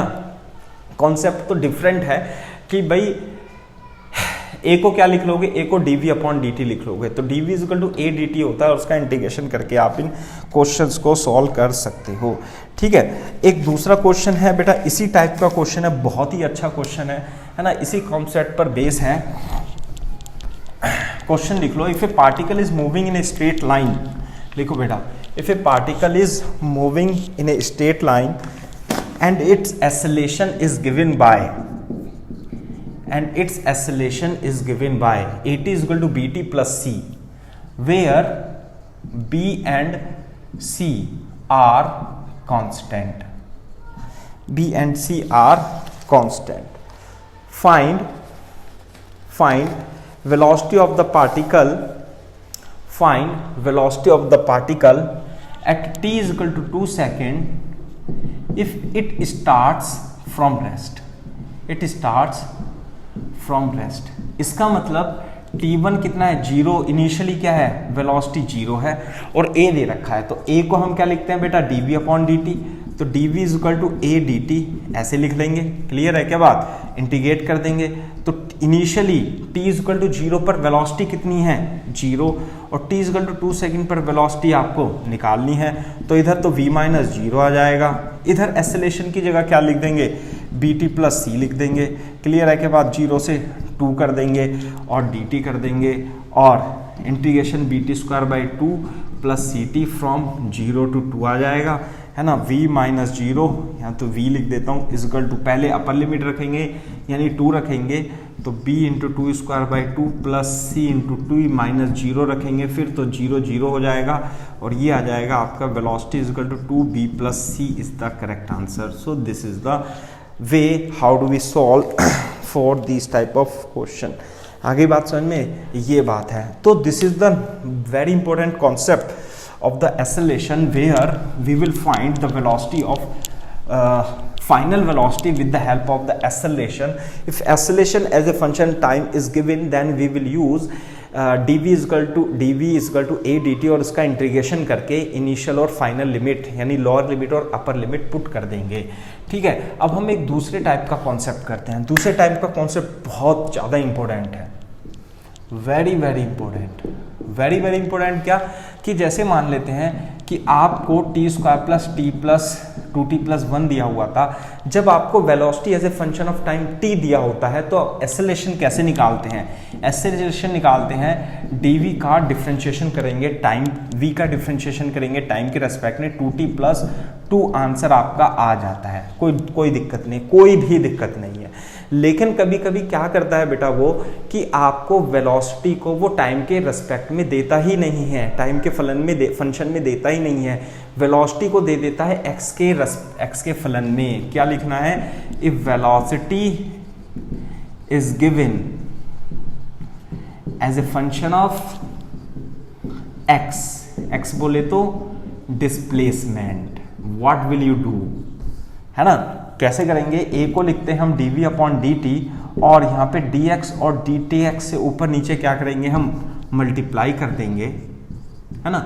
अब देखो, यदि मैं इस dx और dt को एक साथ ले लूँ और इस dv और dx को एक साथ ले लूँ तो कैसे बन जाएगा, dx upon dt dv upon dx। तो बेटा dx अपॉन dt क्या होता है, ये तो वेलोसिटी होती है, वेलोसिटी तो होती है dx अपॉन dt, बताया था ना इंस्टेंटेनियस वेलोसिटी कैसे ऑब्टेन होती है, x का differentiation with respect to t करने पे, तो dv अपॉन dx। इसका मतलब एक्सेलरेशन का एक दूसरा फॉर्मूला भी है, एक फॉर्मूला तो a dv अपॉन dt है, फॉर्मूला नंबर 1, दूसरा फॉर्मूला होता है acceleration is equal to v dv upon dx। ये फॉर्मूला बहुत इंपॉर्टेंट है और इस फॉर्मूले को हम कब यूज़ करेंगे, इस फॉर्मूले को हम यूज़ करेंगे जब हमारे पास velocity as a function of x दिया होगा। फॉर एग्जांपल मैं आपको एक एग्जांपल बता देता हूँ, सिंपल सा example, velocity is equal to 2x square plus x दिया हुआ है, find velocity of particle, find acceleration of particle at x is equal to 2 meter. Velocity is a function of x is given, you have to find the velocity of the particle as a function of x, है ना, as a function of x दिया हुआ है और acceleration निकालना है।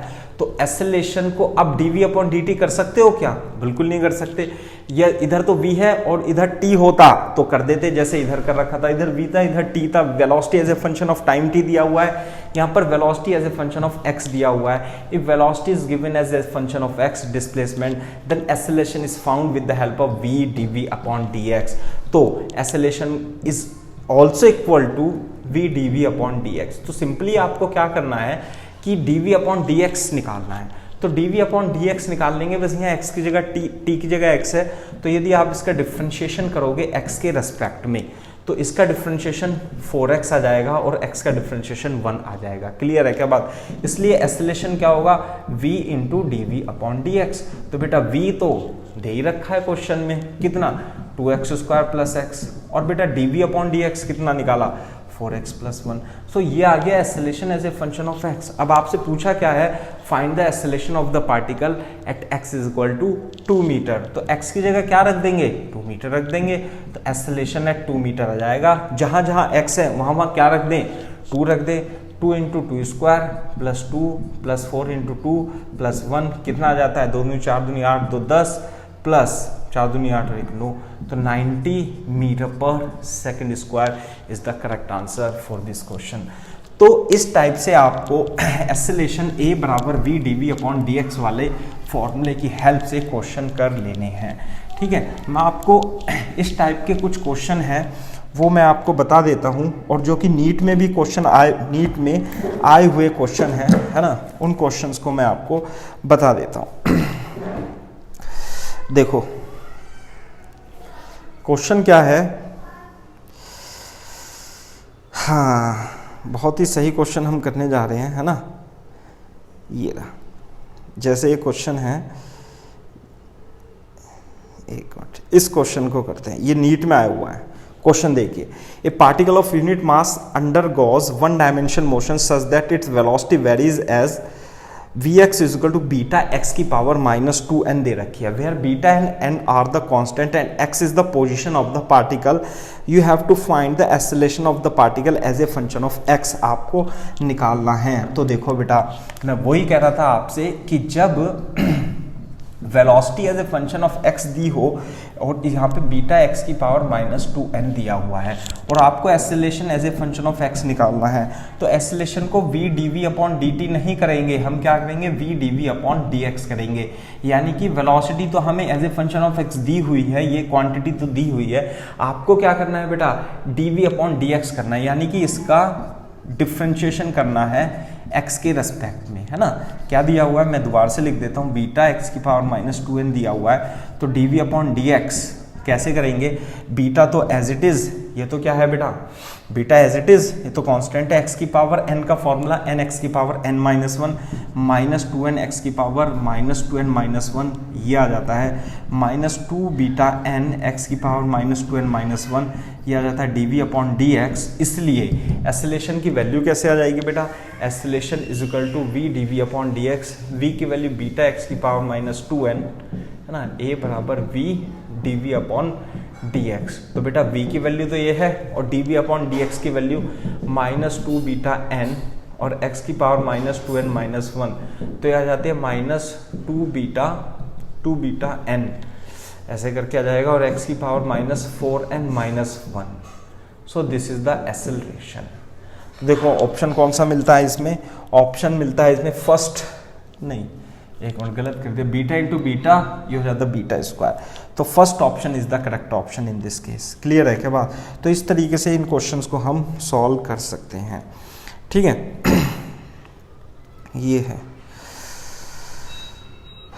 एक और क्वेश्चन, हम इंपॉर्टेंट क्वेश्चन कर लेते हैं, है ना। तो एक कॉन्सेप्ट है, इस तरीके से एक दूसरा कॉन्सेप्ट और क्वेश्चन हम कर लेते हैं, बहुत ही इंपॉर्टेंट क्वेश्चन है, ये भी आया हुआ है। कैसा है देखो, a particle is moving along x axis has acceleration f at time t given by f is equal to f0 1 minus t upon capital T, where f0 and t are constant, the particle at t is equal to 0 has 0 velocity. At that instant where f is equal to 0, the particle velocity is, आपको particle की velocity निकालनी है जब acceleration constant हो। तो इसमें जो acceleration है उसे ए से रिप्रेजेंट ना करके एफ से रिप्रेजेंट करा है, O1 - t/t। क्लियर है क्या बात? उसने बोला है कि t = 0 पर वेलोसिटी कितनी है बेटा? 0 है। आपको वेलोसिटी निकालनी है कब? जब एक्सेलरेशन 0 हो। तो एक्सेलरेशन को 0 कर दो, इसे मैंने 0 करा तो F1 - t/t। तो बेटा t की वैल्यू कितनी आ जाती है? T। यानी कि एक्सेलरेशन कब 0 होगा? एक्सेलरेशन 0 होगा t = T पर, और उस पर आपको वेलोसिटी निकालनी है। लेकिन ये acceleration as a function of time t दिया हुआ है, यानी जब ये एक्सेलरेशन है यानी कि dv/dt कितना? F0 1 - t/T ऐसे दिया हुआ है, तो है ना, this is acceleration dv/dt F0 1 - t/t। तो अपन क्या करेंगे? dv = F0 1 - t/T into dt ऐसे लिखेंगे और दोनों ओर इंटीग्रेट कर देंगे। और इंटीग्रेशन में जब आप इसे देखोगे तो इंटीग्रेशन में क्या है? t = 0 पर वेलोसिटी कितनी है बेटा? 0 है, और t = T पर वेलोसिटी आपको निकालनी है। तो इधर से v - 0 आ जाएगा और इधर से कितना आएगा बेटा? F0 इंटीग्रेशन करेंगे t - t²/2t, limit varies from 0 to t आ जाएगा। अब हम क्या करेंगे? लिमिट पुट करेंगे तो इधर इधर तो v आ गया और इधर F0 कितनी आ जाएगा? t पहले पुट करेंगे -t²/2t और फिर 0 पुट करेंगे तो 0 आ जाता है। तो ये आ जाता है F0 t - t/2 = 1/2 F0 t is the correct answer. तो इस तरीके से इसकी velocity at t = time t पर आ जाती है ना। इसके बाद एक नेक्स्ट क्वेश्चन और है हमारा। नेक्स्ट क्वेश्चन क्या है? नेक्स्ट क्वेश्चन में acceleration as a function of time t proportionality constant में दिया हुआ है। कैसे? The particle moves a distance x in metre time according to equation x = t + 5⁻⁻1 the acceleration of the particle is proportional to, है ना। बहुत ही सही question है। कैसे? x = दिया हुआ है 1/t + 5, यानी t + 5⁻⁻1 दिया हुआ है। तो यदि आप इसकी वेलोसिटी निकालेंगे तो वेलोसिटी कैसे निकलेगी? dx/dt से इसकी वेलोसिटी निकलेगी और डिफ्रेंशिएशन कर देंगे, इसका डिफ्रेंशिएशन ये आ जाएगा, है ना, nx⁻n-1, ये आ जाएगी वेलोसिटी 1 - t + 5 का स्क्वायर। इसलिए एक्सेलरेशन निकालने के लिए हम dv/dt करेंगे। इसे मैं दोबारा से अच्छे से लिख लेता हूँ, t + 5⁻⁻2, और ये क्या जाएगा? nx⁻⁻1 तो पहले ही था, ये -2t + 5⁻−3 यानी 2/t + 5⁻3 आ जाता है। ये एक्सेलरेशन आ जाता है। तो उसने पूछा acceleration of the particle is proportional to. देखो यहाँ पे तो x is proportional to 1/t + 5 और velocity is proportional to t + 5 का स्क्वायर, ऐसे करके है ना, ऐसे करके है। तो यहाँ पे आ जाएगा √v is proportional to t + 5 भी लिख सकते हैं दोनों रूट लेने पर। और यहाँ से क्या आएगा बेटा? Acceleration is proportional to 1/t + 5⁻3 और एक्सेलरेशन की power 1/3 is proportional to t + 5, है ना। तो ये भी 1/t + 5 के प्रोपोर्शनल है, ये भी और ये भी। तो इसका मतलब यदि आप इन दोनों को लेते हैं तो a की power 1/3 is proportional to v की पावर 1/2, ये v की पावर 1/2 है, यानी कि एक्सेलरेशन इज प्रोपोर्शनल टू, अब क्यूब कर देंगे 1/2, दोनों ओर का क्यूब ले लेंगे तो यहाँ तो 1 बन जाएगा। Acceleration is proportional to velocity की पावर 3/2 बन जाता है ना। तो second option is the correct option, ठीक है। तो इस तरीके से इन क्वेश्चंस को आप सॉल्व कर सकते हैं, ठीक है। तो इस लेक्चर में आपने देखा कि हमने इंस्टेंटेनियस वेलोसिटी और एवरेज वेलोसिटी के कॉन्सेप्ट को पहले तो आगे बढ़ाया, उसके बाद एक्सेलरेशन के कॉन्सेप्ट को समझा। एक्सेलरेशन के कॉन्सेप्ट में काफ़ी चीज़ें हैं। एवरेज एक्सेलरेशन और इंस्टेंटेनियस एक्सेलरेशन दोनों अलग अलग चीज़ें होती है। एवरेज एक्सेलरेशन 2 टाइम इंटरवल के बीच में पूछा जाता है, जबकि इंस्टेंटेनियस एक्सेलरेशन किसी पर्टिकुलर टाइम पर पूछा जाता है। यदि acceleration as a function of time, velocity as a function of time t दिया हुआ है तो dv/dt करते हैं, और यदि velocity as a function of x दिया होगा तो आप v dv/dx की हेल्प से निकालेंगे, ठीक है।